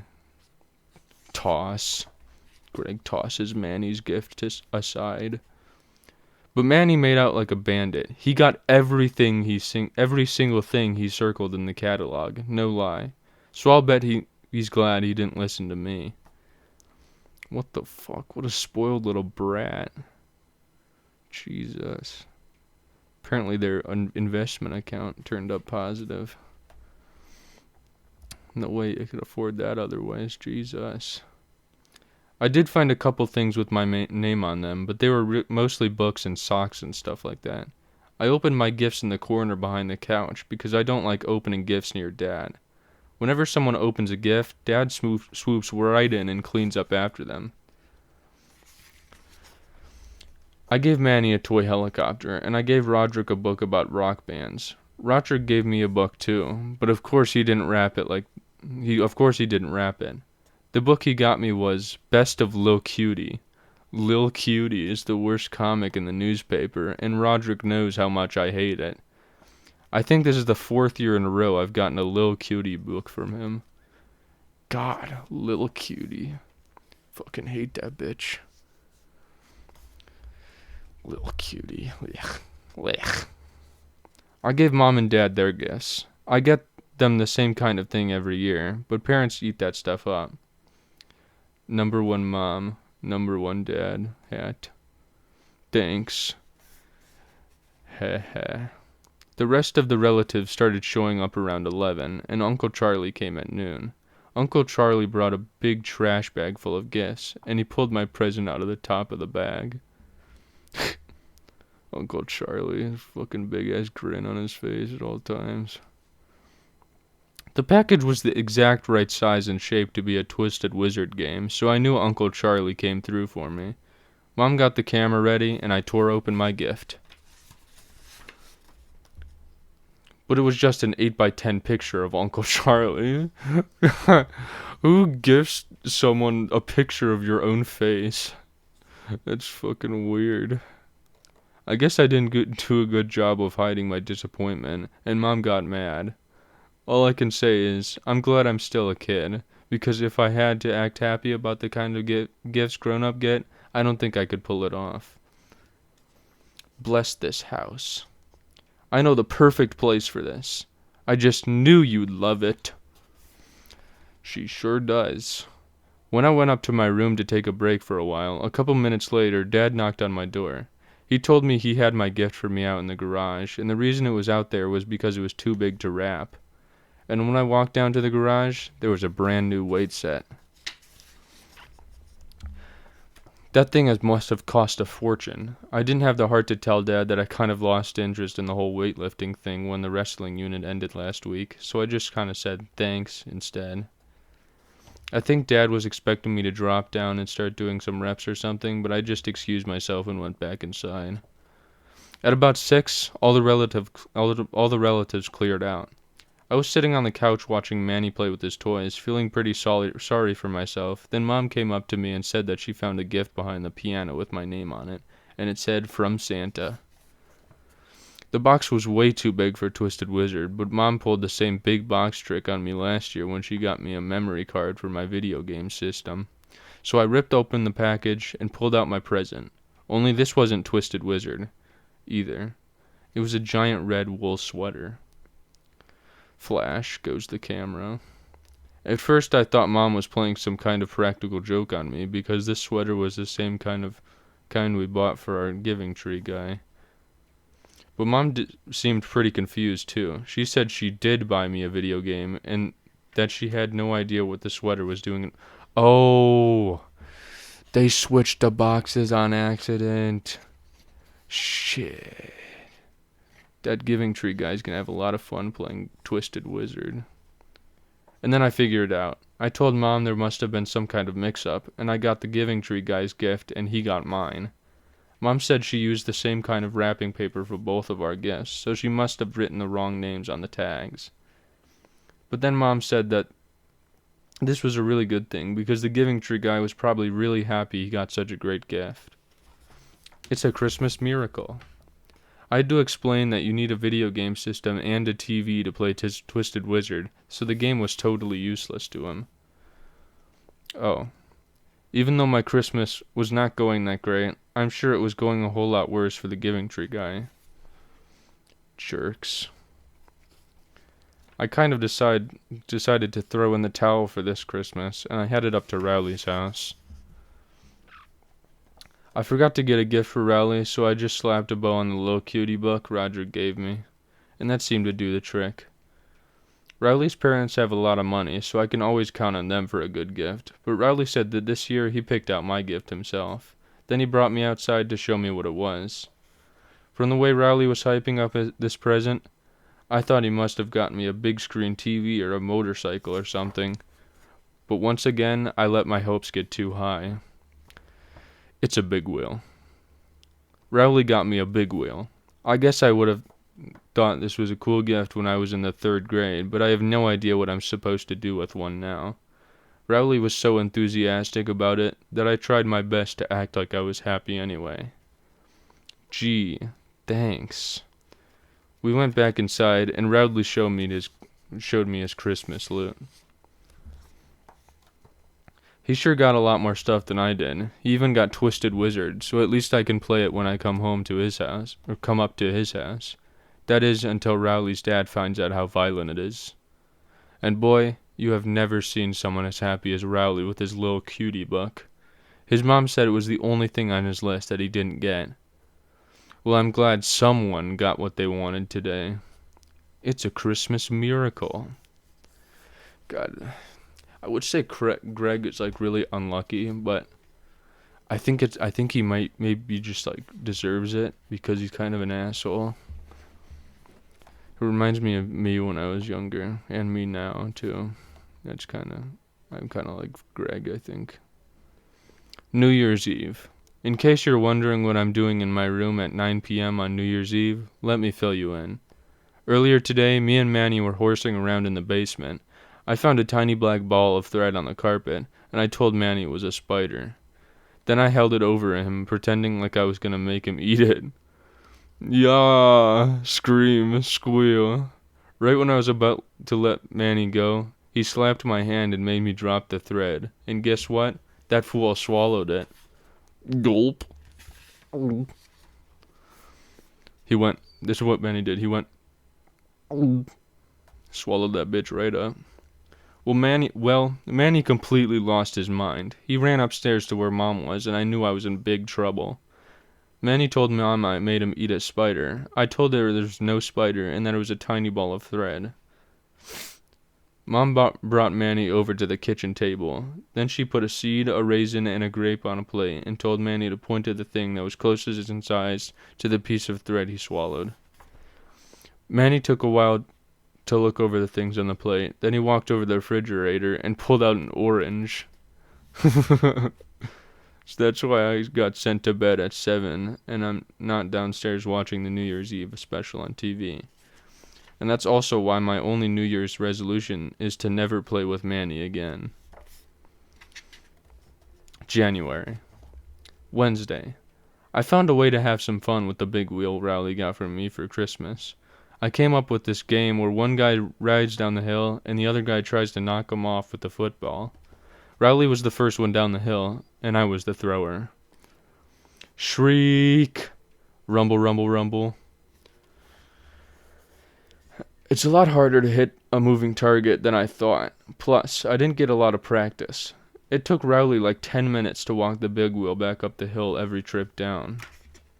Rowley kept asking to switch places and have me be the one who rides down the big wheel, but I'm no fool. That thing was hitting 35 miles an hour, and it didn't have any brakes. Do you want to have a turn now? Pant, pant. No thanks. I'm not as good as you. Anyway, I never did knock Rowley off the big wheel today, but I guess I have something to work at over the rest of Christmas vacation. Jeez, how long does Christmas vacation last after New Year's? We get like 1 day. We get like January 1st and then we're going back on the 6th. That's fucked. Why can't we have a long ass break? Thursday. I was heading up to Rowley's today to play our big wheel game again, but Mom said I had to finish my Christmas thank yous before I went out anywhere. I thought I could just crank out my thank you cards in a half hour, but when it came to actually writing them, my mind went blank. Let me tell you, it's not easy writing thank you notes for stuff you didn't want in the first place. I started with the non-close items because I thought they'd be easiest, but after 2 or 3 cards, I realized I was practically writing the same thing every time. So I wrote up a general form on the computer with blanks for the things that needed to change. Writing the cards there from there was a breeze. Type. Dear Aunt Lydia, thank you so much for the awesome encyclopedia. How did you know I wanted that for Christmas? I love the way the encyclopedia looks on my shelf. All the friends will be so jealous that I have my very own encyclopedia. Thank you for making the best Christmas ever. Sincerely, Greg. My system worked out pretty well for the first couple of gifts, but after that, not so much. Dear Aunt Loretta, thank you so much for the awesome pants. How did you know I wanted that for Christmas? I love the way the pants look on my legs. All my friends will be so jealous that I have my very own pants. Thank you for making this best Christmas ever. Sincerely, Greg. Yeah, that don't work too good, I don't think. Friday. I finally knocked Rowley off the big wheel today, but it didn't happen the way I expected. I was trying to hit him on the shoulder, but I missed and the football went right under the front tire. Rowley tried to break his fall by sticking out his arms, but he landed pretty hard on his left hand. I figured he'd just shake it off and get right back on the bike, but he didn't. I tried to cheer him up, but all the jokes that usually crack him up weren't working. So I knew he must be hurt pretty bad. Hey, look at me. I'm your dad. Dar, dar, dar. Funny. Monday. Christmas vacation is over, and now we're back at school. And you remember Rowley's big wheel accident? Well, he broke his hand, and now he has to wear a cast. And today everyone was crowding around him like he was a hero or something. Does it still hurt? A little, I guess. You poor thing. Rowley's a ladies' man. I tried to cash in on some of Rowley's new popularity, but it totally backfired. I'm the one who broke his hand. You meanie. Can't believe you do that, Greg, you meanie. At lunch, a bunch of girls invited Rowley over to the table so they could feed him. What really ticks me off about this is that Rowley is right-handed, and it's his left hand that's broken, so he can feed himself just fine. Here comes the airplane. Yum yum. Tuesday. I realized Rowley's injury thing is pretty good racket, so I decided it was time for me to have an injury of my own. I took some gauze from home, I wrapped it up on my hand to make it look like it was hurt. It's a raging infection caused by a splinter that was left untreated. I couldn't figure out why the girls weren't swarming me like they swarmed Rowley, but then I realized what the problem was. See, the cast is a great gimmick because everyone wants to sign their name on it, but it's not exactly easy to sign gauze with a pen. So I came up with a solution that I thought was just as good. Would you like to be the first one to sign my sympathy sheet? That idea was a total bust, too. My bandage did end up attracting attention from a couple of people, but believe me, they were not the type of people I was going for. Fregley. Can I peek at your infection? Go away. Monday. Last week we started the third quarter at school, so now I have a bunch of new classes. One of the classes I signed up for is something called independent study. I wanted to go to sign up for home economics too, because I was pretty good at home ec 1. But being good at sewing does not exactly buy you popularity points at school. Hey look, Greg has a purse. Actually, it's an embroidered book bag.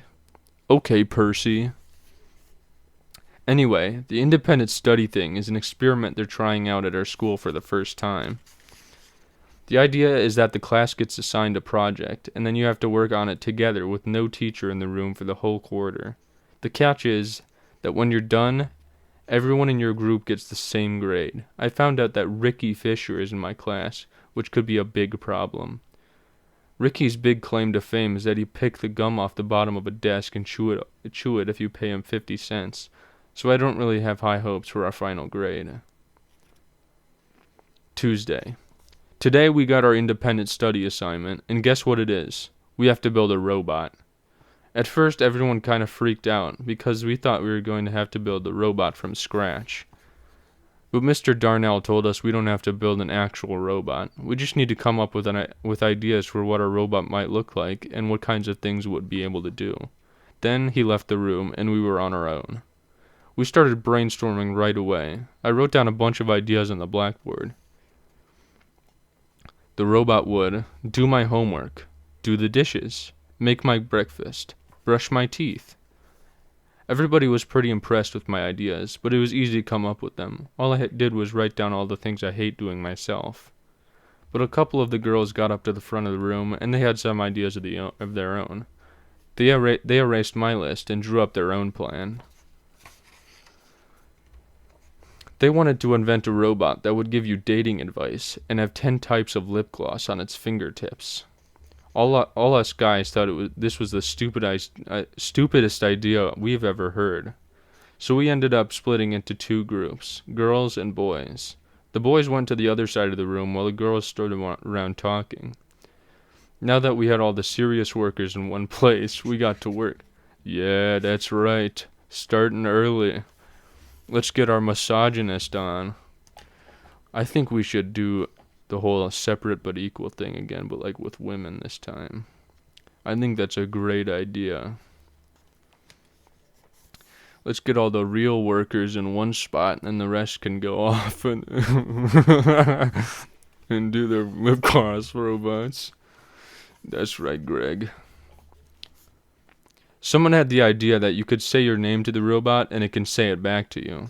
Hi, Bob. It's very nice to meet you, Bob. But then someone else pointed out that you shouldn't be able to use bad words for your name because the robot shouldn't be able to curse. So we decided we'd come up with a list of all the bad words the robot shouldn't be able to say. When we came up with all the regular bad words, but then Ricky Fisher came up with like 20 more the rest of us had never even heard before.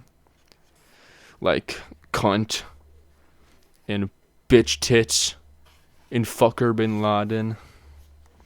So Ricky ended up being one of the most valuable contributors on our project.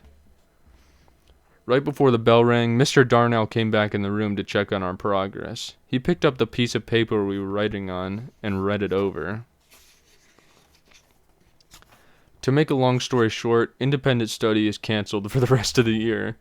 Well, at least it is for us boys. So if the robots in the future are going around with cherry lip gloss for fingers, at least you know how it all got started. All because he just wrote down cunt fingers on the paper. God damn it, Greg. Thursday. In school today, they had a general assembly and showed the movie It's Great to Be Me, which they show us every year. The movie is all about how you should be happy with who you are and not change anything about yourself. To be honest with you, I think that's a really dumb message to be telling kids, especially the ones at my school. Shove, it's great to be me. Ha ha ha. Later on, they made the announcement that there are some openings in the safety patrols, and that got me thinking. If someone picks up on a safety patrol, it can get them suspended. If someone picks on a safety patrol, it can get them suspended. The way I figure it, I can use any extra protection I can get. Plus, I realized that maybe being in a position of authority could be good for me. Can we please cross the street now? Nope. But we've been standing here for an hour. I went down to Mr. Winsky's office and signed myself up, and I got Rowley to sign up too. I thought Mr. Winsky could make us do a bunch of chin-ups or jumping jacks or something to prove we were up for the job, but he just handed us our belts and badges on the spot. Mr. Winsky said the openings were for a special assignment. Our school is right next to elementary school, and they've got a half-day kindergarten there. He wants us to walk the morning session kids home in the middle of the day. I realized that meant we would miss 20 minutes of pre-algebra. Rowley must have figured that out too, because he started to speak up, but I gave him a wicked pinch underneath the desk before he could finish his sentence. But we would miss Yahoo! That's what Rowley says. I couldn't believe my luck. I was getting instant bully protection and a free pass from half of pre-algebra, and I didn't even have to lift a finger. Tuesday. Today was our first day as safety patrols. Me and Rowley don't technically have stations like all the other patrols, so that means we don't have to stand out in the freezing cold for an hour before school. But that didn't stop us from coming to the cafeteria for the free hot chocolate they hand out to the other patrols before homeroom. Clink. Another great perk is that you get to show up 10 minutes late for first period. Greg walks in, 10 minutes late. Hello! It's me. I'm here, Greg Heffley. That's what he says. I'm telling you, I've got it made with this safety patrol thing. At 12:15, me and Rowley left school and walked the kindergartners home. The whole trip ate up 45 minutes, and there were only 20 minutes of pre-algebra left when we got back. Walking the kids home was no sweat, but one of the kindergartners started to smell a little funny, and I think he may have had an accident in his pants. He tried to let me know about it, but I just stared straight ahead and kept walking. I'll take these kids home, but believe me, I didn't sign up for any diaper duty. Greg, I think it may be your responsibility to have diaper duty. You know, that's just kind of what you have to do as safety patrol officers. Diaper duty comes with the position. Oh boy, it's February. Wednesday. Today it snowed for the first time this winter, and school was canceled. But we were supposed to have a pre-algebra. We were supposed to have a test in pre-algebra, and I've kind of slacked off ever since I became a safety patrol officer. So I was psyched. I had a test in pre-calculus yesterday, and it was a breeze. That was the easiest test all year. So, you know, I'm kind of a math prodigy. I called Rowley and told him to come over. Me and him are talking about building the world's biggest snowman for the past couple of years now. And when I say the world's biggest snowman, I'm not kidding. Our goal is to get into the Guinness Book of World Records. And then Greg and Rowley are standing next to like a house-tall snowman. Flash goes the camera. But every time we've gotten serious about going for the record, all the snow has melted, and we've missed our window of opportunity. So this year, I want to get that started right away. Ooh, a Snapchat notification. Fun. When Rowley came over, we started rolling the first snowball to make the base. I figured the base was going to have to be at least 8 feet tall on its own if we wanted to have a shot at breaking the record. But the snowball got real heavy, and we had to take a bunch of breaks in between rolls so we can catch our breath. Grunt! Wheeze! During one of our breaks, Mom came outside to go to the grocery store, but our snowball was blocking her car in, so we got a little free labor out of her. Grunt! Wheeze! After our break, me and Rowley pushed that snowball until we couldn't push it any farther. But when we looked behind us, we saw the mess we had made. The snowball had gotten so heavy that it tore up all the sod Dad had just laid down this fall. I was hoping it would snow a few more inches and cover up our tracks, but just like that, it stopped snowing. Uh-oh. Our plan to build the world's biggest snowman was starting to fall apart, so I came up with a better idea for our snowball. Every time it snows, the kids from Whirly Street use our hill for sledding, even though this isn't their neighborhood. So tomorrow morning, when the Whirly kids come marching up our hill, me and Rowley are going to teach those guys a lesson. And then a picture is them shoving the giant boulder snowball on top of them, then killing them instantly.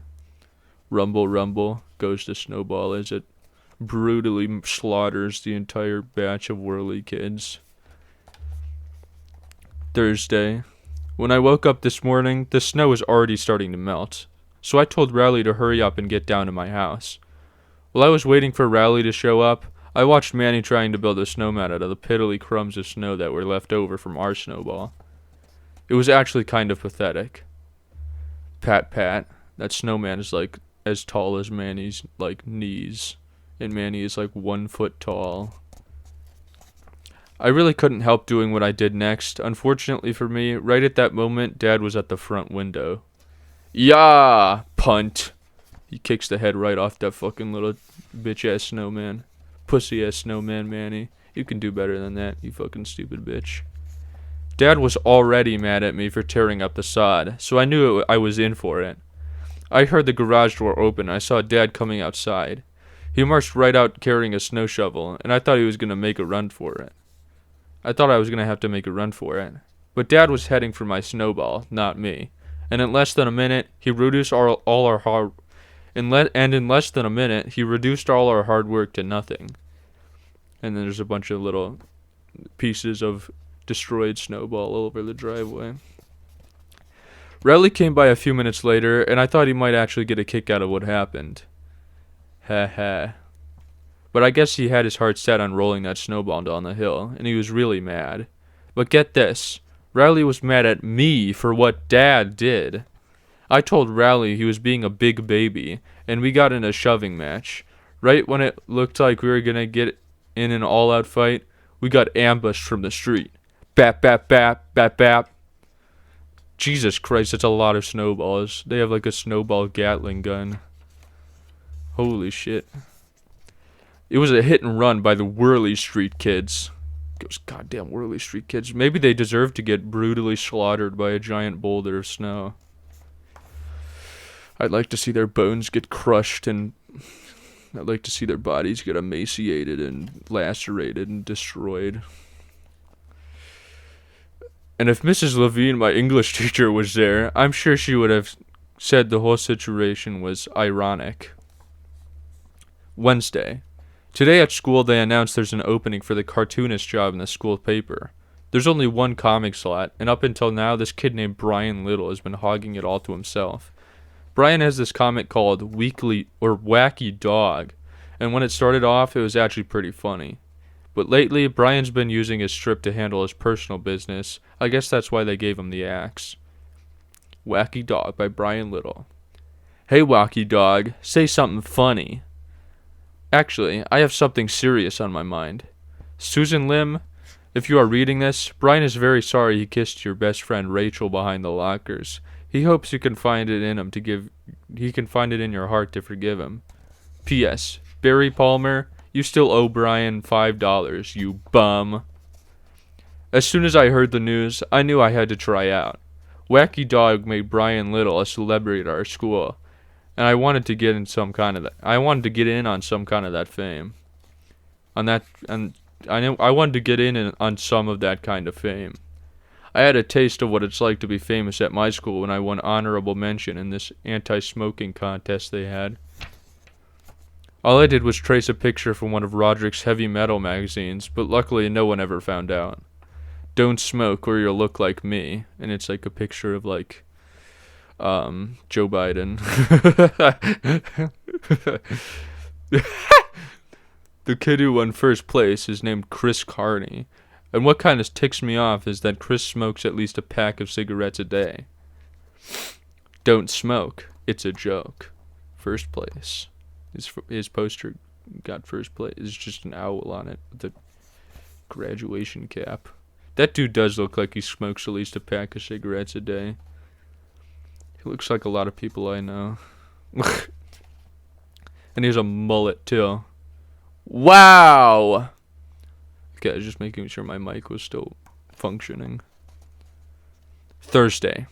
Me and Rowley decided to team up and do a cartoon together. So after school, today he came over to my house and we got to work. We banged out a bunch of characters real quick, but that turned out to be the easy part. When we tried to think up some jokes, we kind of hit a wall. I finally came up with a good solution. I made up a cartoon where the punchline of the joke every strip is Zooey Mama. That way we couldn't get bogged down with having to write actual jokes, and we could concentrate on the pictures. I thought Rowley came up with that. What? For the first couple of strips, I did the writing and drew the characters, and Rowley drew the boxes around the pictures. Step on a crack, break your mama's back. Yeah, right. Step. Hey, Timmy, your mother slipped on a banana peel, and P.S., she is dead. Zooey Mama. Rowley started complaining that he didn't have enough to do. What? Rowley started complaining that he didn't have enough to do. So I let him write a few of the strips. But to be honest with you, there was a pretty obvious drop in quality once Rowley started doing the writing. I have been waiting there 3 hours to get a hamburger. Finally, 1 hamburger, please. I'm sorry, sir. We are all sold out. Faint. Zooey Mama. Eventually, I kind of got sick of the whole Zooey Mama idea, and I pretty much just let Rowley take over the whole operation. And believe it or not, Rowley's drawing skills are worse than his writing skills. Oops, I stepped in a puddle. At least it's not an acid puddle. Aye, it is an acid puzzle. And then there's a squirrel off to the right that says Zooey Mama. I told Rowley maybe we should just come up with some new ideas, but he just wanted to keep writing Zooey Mamas. Then he packed up his comics and went home, which was fine by me. I don't really want to be partnered up with a kid who doesn't draw noses anyway. There are no noses on Rowley's drawing. Friday. After Rowley left yesterday, I really got to work on some comics. I came up with this character called Creighton the Cretin, and I got on a roll. Creighton the Cretin by Greg Heffley. Hi, my name is Creighton. No, it isn't. Your name is Stuart Pidd. Oops. Hi, I'm Stu Pitt. Har, har, har, har. Well, that's a funny one, Greg. You should go pro. I must have banged out 20 strips, and I didn't even break a sweat. I wonder what is in this cute little box. That's not a box, it's a brick, you dumb moron. Oops, I've been trying to open it all day. Hey doctor, could I have a new butt? My old one has a crack in it. Creighton, I told you 1,000,000 times, everyone's butt has a crack in it. Oh yeah, I forgot. The great thing about these Creighton the Cretin comics is that with all the idiots running around my school, I will never run out of new material. When I got to school today, I took my comics to Mr. Ira's office. He's the teacher who runs the school newspaper. But when I went to turn my strips in, I saw that there was a pile of comics from other kids who were trying to get the job. Most of them were pretty bad, so I wasn't too worried about the competition. Girls Rule by Tabitha Cutter and Lisa Russell. Don't walk near our lunch table, Tyler Green. Yeah, you're not even cute. And then Tyler Green is like sweating his ass off. He is fretting for his life. And then he trips. He trips and drops his lunch. And then the girls go, ha ha, ha ha, ha ha, ha ha, ha. Girls rule. Smack. That's the sound of the high five. Extreme skaters. I'm gonna do this rad jump. Yo dude, watch out for that telephone wire. Whatever. Here I go. Slice. His head is chopped off. He's decapitated. Blood is spewing everywhere. Darn. I guess I've been decapitated. His head hits the ground. Bonk. Ouch. I sure am glad I wore my helmet. He spelled shore wrong. He spelled it shore like a beach. Like beach shore instead of sure. The end. One of the comics was called Dumb Teachers, and it was written by this kid named Bill Tritt. Bill is always in detention, so I guess he has a bone to pick with just about every teacher in the school, including Mr. Ira. So I'm not too worried about the chances of Bill comics getting in either. Hey, Mr. Ira, you pooped your pants again. Nuh-uh. Stink lines from the poop. Yeah-huh. There were actually one or two decent comics in the bin, but I slipped them under a pile of paperwork on Mr. Ira. You were an asshole, Greg. Holy shit. Hopefully, those ones won't turn up until I'm in high school. Slip. Thursday. Today, during the morning announcements, I got the news I was hoping for. And the new cartoonist for the school paper is Greg Heffley. The paper came out today at lunchtime, and everyone was reading it. I really wanted to pick up a copy just to see my name in print, but decided to just play it cool for a while instead. I sat at the end of the lunch table so there would be plenty of room for me to start signing autographs for my new fans, but nobody was coming over to me to tell me how great my comic was, and I started to get the feeling something was wrong. I grabbed a paper and went into the bathroom to check it out, and when I saw my comic, I practically had a heart attack. Mr. Ira told me he had made some minor edits to my comic. I thought he just meant he fixed spelling mistakes and stuff like that, but he totally butchered it. The comic he ruined was one of my favorite ones, too.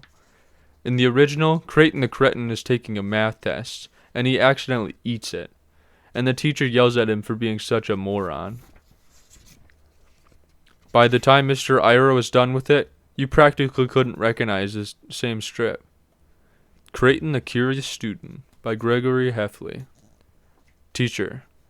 If x plus 43 equals 89, then what would x be? Creighton, x would be 46. Thanks. Kids, if you want to learn more about math, be sure to visit Mr. Humphrey during his office hours, or visit the library and check out the newly expanded math and science section. Ugh. Yuck. Mr. Ira butchered it. So I'm pretty sure I won't be signing autographs anytime soon. Teacher's pet. Shove. March. Wednesday. Me and Rowley were enjoying our hot chocolate in the cafeteria with the rest of the patrols today, and there was an announcement on the loudspeaker. Rowley Jefferson, report to Mr. Winsky's office immediately. Rowley went down to Mr. Winsky's office, and when Rowley came back up 15 minutes later, he looked pretty shaken up. Apparently, Mr. Winsky got a call from a parent who said they witnessed Rowley terrorizing the kindergartners when he was supposed to be walking them home from school, and Mr. Winsky was really mad about it. Rowley said Mr. Winsky yelled at him for about 10 minutes, and he said his actions disrespected the badge. You know, I think I might just know what this is all about. Last week, Rowley had to take a quiz during 4th period, so I walked the kindergartners home on my own. It had rained that morning, and there was a lot of worms on the sidewalk, so I decided to have some fun with the kids. Eee! They run away as Greg pokes at them with a worm on a stick. But some neighborhood lady saw what I was doing, and she yelled at me from her front porch. It was Mrs. Irvine, who is friends with Rowley's mom. She must have thought I was Rowley, because I was borrowing his coat, and I wasn't about to correct her either. Rowley Jefferson, the principal is going to hear about this. Yes, ma'am. I forgot about the whole incident until today. Anyway, Mr. Winsky told Rowley he's going to have to apologize to the kindergartners tomorrow morning, and that he's suspended for patrols for a week. For a week? Should be longer than that. I think you should kick him off, actually. They did that in the movie. He got kicked off completely. I knew I should probably just tell Mr. Winsky it was me who chased the kids with the worms, but I wasn't ready to set the record straight just yet. I knew if I confessed, I'd lose my hot chocolate privileges, and that right there was enough to make me keep quiet for the time being. At dinner tonight, Mom could tell something was bothering me, so she came up to my room afterward to talk. I told her I was in a tough situation and I didn't know what to do. I got to give Mom credit for how she handled it. She didn't try to pry and get all the details. All she said was that I should try to do the right thing because it's our choices that make us who we are. I figure that's pretty decent advice, but I'm still not 100% sure what I'm going to do tomorrow. Thursday. Well, I was up all night tossing and turning over this Rowley situation, but I finally made up my mind. I decided the right thing to do was just to let Rowley take one for the team this time around. I'm sorry I terrorized you children. On the way home from school, I came clean with Rowley and told him the whole truth about what happened, and how it was me who chased the kids with the worms. God, Greg is such an asshole. He's like he's like a sociopath or something. This is really fucked. Then I told him there was these lessons we could both learn from this. I told him I learned to be more careful about what I do in front of Mrs. Irvine's house, and that he learned a valuable lesson too, which is this. Be careful about who you lend your coat to. I guess this has been a learning experience for both of us. To be honest with you, my message didn't seem to be getting through to Rowley. We were supposed to hang out after school today, but he said he was just going to go home and take a nap. I couldn't really blame him, because if I didn't have my hot chocolate this morning, I wouldn't have much energy either. When I got home, Mom was waiting for me at the front door. Did you do the right thing? Yeah. Mom took me out to get some ice cream as a special treat. And what this whole episode has taught me is that every once in a while, it's not such a bad idea to listen to your mother.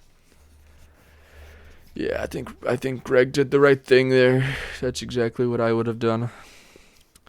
Slurp. Which I also did before say that Greg is a sociopath for doing that, so maybe I'm a sociopath too. Because that's exactly what I would do in that situation. I would let Rowley take one for the team. Because that's what I'm all about. That's how I treat people. Because I'm a really good person. And enough about me. Let's talk about this Greg character. Now, Greg, he's a terrible person. Very, very terrible person. I would never do that to Rowley. I would never, ever do that, anything like that to Rowley. I'm just not that kind of person. Tuesday. There was another announcement on the loudspeaker today, and to be honest with you, I kind of figured out this one was coming.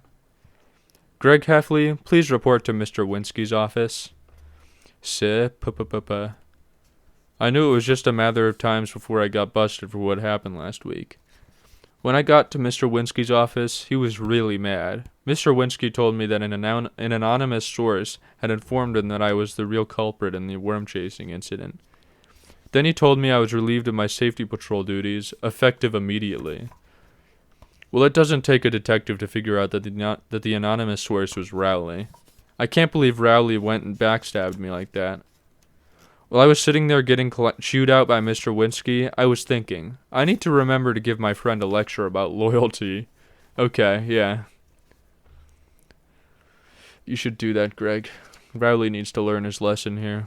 What an asshole, am I right, guys? Later on today, Rowley got reinstated as a patrol. And get this, he actually got a promotion. Mr. Winsky said Rowley had exhibited dignity under false suspicion. I thought about really letting Rowley have it for ratting me out like that, but then I realized something. In June, all the officers in the safety patrol got a trip to Six Flags, and they get to take along one friend.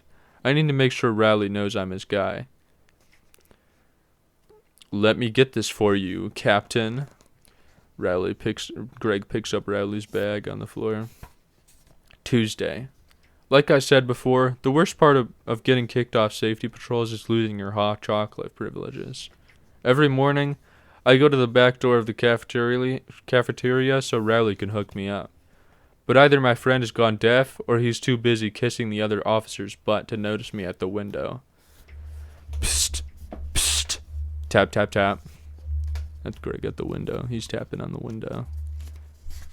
In fact, now that I think of it, Rowley has been totally giving me the cold shoulder lately. And that's really lame, because if I recall correctly, he's the one that sold me out. Even though Rowley has been a total jerk lately, I tried to break the ice with him today anyway. But even that didn't seem to work. Hi, pal. Poof! He threw the snowball at Rowley's head. April. Friday. Ever since the worm incident, Rowley has been hanging out with Colin Lee every day after school. What really stinks is that Colin is supposed to be my backup friend. Those guys are acting totally ridiculous. Today, Rowley and Colin were wearing these matching t-shirts, and it made me just want to vomit. Best friends, and it's a picture of them fucking right next to each other, like best friends. What jackasses, am I right? God. After dinner tonight, I saw Rowley and Colin walking up the hill together, chumming it up. Colin has his overnight bag, so I knew they were going to have a sleepover at Rowley's. And I thought, well, two can play at that game. The best way to get back at Rowley was to get a new best friend of my own. But unfortunately, the only person who came to mind right at that moment was Fregley. I went up to Fregley's with my overnight bag so Rowley could see I had other friend options too. When I got there, Fregley was in his front yard stabbing a kite with his stick. That's when I started to think maybe this wasn't the best idea after all. Pant, pant, pant. But Rowley was in his front yard, and he was watching me, so I knew there was no turning back. I invited myself into Fregley's house. His mom said she was excited to see Fregley with a playmate, which is a term I was not too enthusiastic about. Me and Fregley went upstairs to his room. Fregley tried to get me to play Twister with him, so I made sure I stayed 10 feet away from him at all times. I decided that I should just pull the plug on this stupid idea and go home, but every time I looked out the window, Rowley and Colin were still in Rowley's front yard. I didn't want to leave until those guys went back inside, but things started to get out of hand with Fregley pretty quickly. When I was looking out the window, Fregley broke into my backpack and ate the whole bag of jelly beans I had in there. Fregley's one of these kids who's not supposed to eat any sugar, so 2 minutes later, he was bouncing off the walls. And Fregley's fucking shaking in his boots, going crazy. Fregley started acting like a total maniac, and he chased me all around his upstairs. I kept thinking he was going to come down off his sugar high, but he didn't. Eventually, I locked myself in his bathroom to wait him out. Around 11:30, it got quiet out in the hallway, and that's when Fregley slipped a piece of paper under the door. I picked it up and read it. Dear Gregory, I'm very sorry I chased you with a booger on my finger. Here, I put it on the paper so you can get me back. And Greg's holding the paper with his thumb right on top of the booger. I'm assuming he picked it up without knowing the booger was there. That's the last thing I remember before I blacked out. I came to my senses a few hours later. After I woke up, I cracked the door open and I heard snoring coming from Fregley's room, so I decided to make a run for it. Mom and Dad were not happy with me for getting them out of bed at 2 in the morning, but at that point, I could really care less. And Greg throws a rock up at the window. Clack. Monday. Well, me and Rowley have totally been ex-friends for about a month now, and to be honest with you, I'm better off without him. I'm glad I can just do whatever I want without having to worry about carrying all that dead weight around. Lately, I've been hanging out in Roderick's room after school and going through his stuff. The other day, I found one of his middle school yearbooks. Roderick wrote on everyone's picture in his yearbook, so you can tell how he felt about all the kids in his grade. Jerk. Jerk. Cool. And the cool is written above this, like, very, gooberish looking individual. Every once in a while, I see Roderick's old classmates around town, and I have to remember to thank Roderick for making church a lot more interesting. And then Greg's thinking that this guy, who's a jerk in the yearbook, is actually a jerk.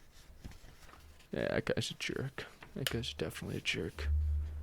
But the page in Roderick's yearbook that's really interesting is the class favorites page. That's where they put pictures of the kids who get voted most popular and most talented and all that. Roderick wrote on his class favorites page too. Most likely to succeed, Bill Watson. Nerd. You know, this class favorites thing has really got my gears turning. If you can get yourself voted onto the class favorites page, you're practically an immortal. Even if you don't live up to what you got picked for, it doesn't really matter because it's on permanent record. People still treat Bill Watson like he's something special, even though he ended up dropping out of high school. We will still run into him at the food barn every once in a while. Will that be paper or plastic, ma'am? So here's what I'm thinking. This school year has been kind of a bust, but if I can get voted on as a class favorite, I'll go out on a high note. I've been trying to think of a category I have a shot at. Most popular and most athletic are definitely out, so I'm going to have to find something that's a little bit more in reach. At first, I thought maybe I should wear really nice clothes for the rest of the year so I can get best dressed. But that would mean I would get my picture taken with Jenna Stewart, and she dresses like a pilgrim. Ugh. Wednesday. Last night I was laying in bed, and it hit me. I should go for class clown. It's not like I'm known for being real funny at school or anything, but if I can pull off one big prank right before voting, that could do it. Thumbtack on the teacher's seat. He sits down. Yow! That's what the teacher says when he sits down on the thumbtack. May. Thursday. Today I was trying to figure out how I was going to sneak a thumbtack onto Mr. Worth's chair in history when he said something that made me rethink my plan. Mr. Worth told us he has a dentist appointment tomorrow, so we're gonna have a substitute. Subs are like comic gold. You can just say just about anything you want and you can't get in trouble. Greg Heffley, will you do this problem? Your mama. Excuse me? Your big fanny granny. Well, I hardly think that's your slap-happy grandpappy. Wow, that's very rude. Someone should teach this Greg guy a lesson. Friday. I walked into my history class today, ready to execute my plan. But when I got to the door, guess who the substitute teacher was? Hi, honey bunches. It's fucking Greg's mom. Oh my gosh, how unfortunate. Of all the people in the world to be our sub today, it was Mom. I thought Mom's day of getting involved at my school were over. She used to be one of those parents who came in to help out in the classroom. But all that changed after Mom volunteered to be a chaperone for our field trip to the zoo when I was in 3rd grade. Mom had prepared all sorts of material to help us kids appreciate the different exhibits, but all anyone wanted to do was watch the elephants go to the bathroom. Hee hee hee hee. All the kids are pointing at the elephant shitting all over the place. Anyway, Mom totally foiled my plan to win class clown, but I'm lucky there's not a category called Biggest Mama's Boy, because after today, I'd win that one in a landslide. You forgot your lunch at home. There's a heart written on his lunch bag. Wednesday. The school paper came out again today. I quit my job as school cartoonist after Creighton the Curious Student came out. I didn't really care who they picked to replace me. But everyone was laughing at the comics page at lunch, so I picked up a copy to see what was so funny. And when I opened it up, I couldn't believe my eyes. It was Zooey Mama, and of course Mr. Ira didn't change a single word of Rowley's strip. Zooey Mama by Rowley Jefferson. Hey beautiful lady, do you want to go on a date with me? I'm not a lady, I'm just one of those dogs with long hair, so no thanks to that date. Zooey Mama. So now Rowley's getting all the fame that was supposed to be mine. Will you put us in your comic? Sure, haha. Even the teachers are kissing Rowley's butt. I almost lost my lunch when Mr. Worth dropped his chalk in history class. Zooey Mama. Ha ha ha ha ha ha. Monday. This Zooey Mama thing has really got me worked up. Rowley's getting all the credit for a comic that we came up with together. I figured the least he could do was put my name on the strip as the co-creator. So I went up to Rowley after school and told him that's what he was going to have to do. But Rowley said Zooey Mama was all his idea and that I didn't have anything to do with it. What a bitch! Man, fuck you, Rowley. I guess we must have been talking pretty loud, because the next thing you knew, we were attracting a crowd. Fight! Fight! Fight! Fight! Fight! Fight! The kids at my school are always itching to see a fight. Me and Rowley tried to walk away, but those guys weren't going to let us go until they saw us throw some punches. I've never been in a real fight before, so I didn't know how I was supposed to stand or hold my fists or anything. And you can tell Rowley didn't know what he was doing either, because he was just prancing around like a leprechaun. I'm pretty sure I could take Rowley in a fight, but the thing that made me nervous was the fact that Rowley takes karate. I don't know what kind of hocus pocus they teach in Rowley's karate classes, but the last thing I needed was for him to lay me out right there on the blacktop. Before me or Rowley made a move, there was a screeching sound in the school parking lot. A bunch of teenagers had stopped their pickup truck, and they started piling out. I was just happy that everyone's attention was on the teenagers instead of me and Rowley, but all the other kids took off when the teachers started heading our way. And then I realized that these teenagers looked awfully familiar. That's when it hit me. These were the same guys who chased me and Rowley around on Halloween night, and they had finally caught up with us. But before we could make a run for it, we had our arms pinned behind our backs. Those guys wanted to teach us a lesson for taunting them on Halloween night, and they started arguing over what they should do with us. They were holding their arms behind their backs, right next to the cheese. But to be honest with you, I was more concerned about something else. The cheese was only a few feet away from where we were standing on the blacktop, and it was looking nastier than ever. The big teenager must have caught my eye, because the next thing I knew, he was looking at the cheese too. And I guess that gave him the idea he was looking for. Riley got singled out first. The big kid grabbed Riley and dragged him over to the cheese. Now, I don't want to say exactly what happened next, but if Rowley ever tries to run for president and someone finds out what these guys made him do, he won't have a chance. So I'll put it to you this way. They made Rowley blank, blank, blank, the cheese. They made him eat the cheese. Sputter, gasp, gag. I knew they were going to make me do it too. I started to panic because I knew that I wasn't going to be able to fight my way out of this situation. So I did some fast talking instead. I would, but I'm allergic to Jerry. And believe it or not, it actually worked. You're lucky, punk. I know. I guess the teenagers were satisfied they had made their point because after they made Rowley finish off the rest of the cheese, they let us go. They got back in their truck and took off down the road. Me and Rowley walked home together, but neither one of us really said anything on the way back. I thought about mentioning to Rowley that maybe he could have pulled out a couple of his karate moves back there, but something told me to hold off on that thought for right now. Shudder. Wow, Rowley does not look too hot. He's all shaky and sweaty, and his eyes are wide open. I would be too if I had to eat the fucking cheese. Tuesday. At school today, the teachers let us outside after lunch. It took about 5 seconds for someone to realize the cheese was missing from its spot on the blacktop. Hey! Everyone crowded around to look where the cheese used to be. Nobody could believe it was actually gone.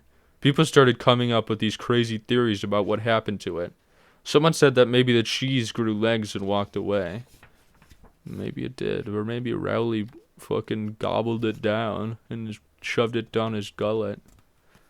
Fucking Rowley. Ate that whole ass cheese. Goddamn. It took all my self-control to keep my mouth shut, and if Rowley wasn't standing right there, I honestly don't know if I could have kept quiet. Rowley's whistling. Trying to act natural. A couple of the guys who were arguing over what happened to the cheese were the same ones who were egging me and Rowley on after yesterday afternoon. So I knew it wasn't going to be long before someone put 2 and 2 together and figured out that we must have had something to do with it.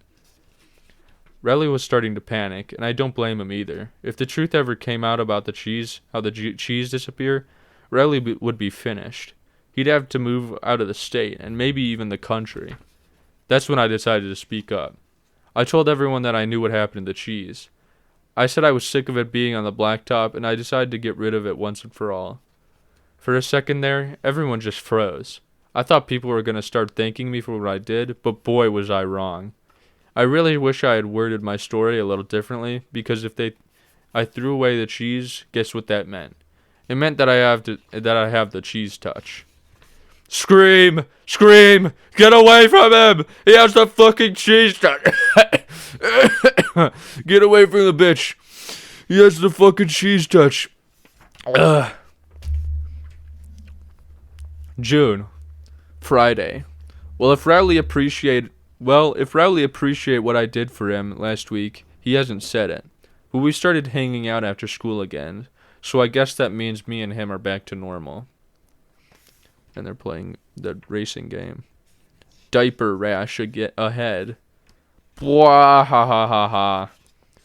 I can honestly say that so far, having the cheese touch hasn't been all that bad.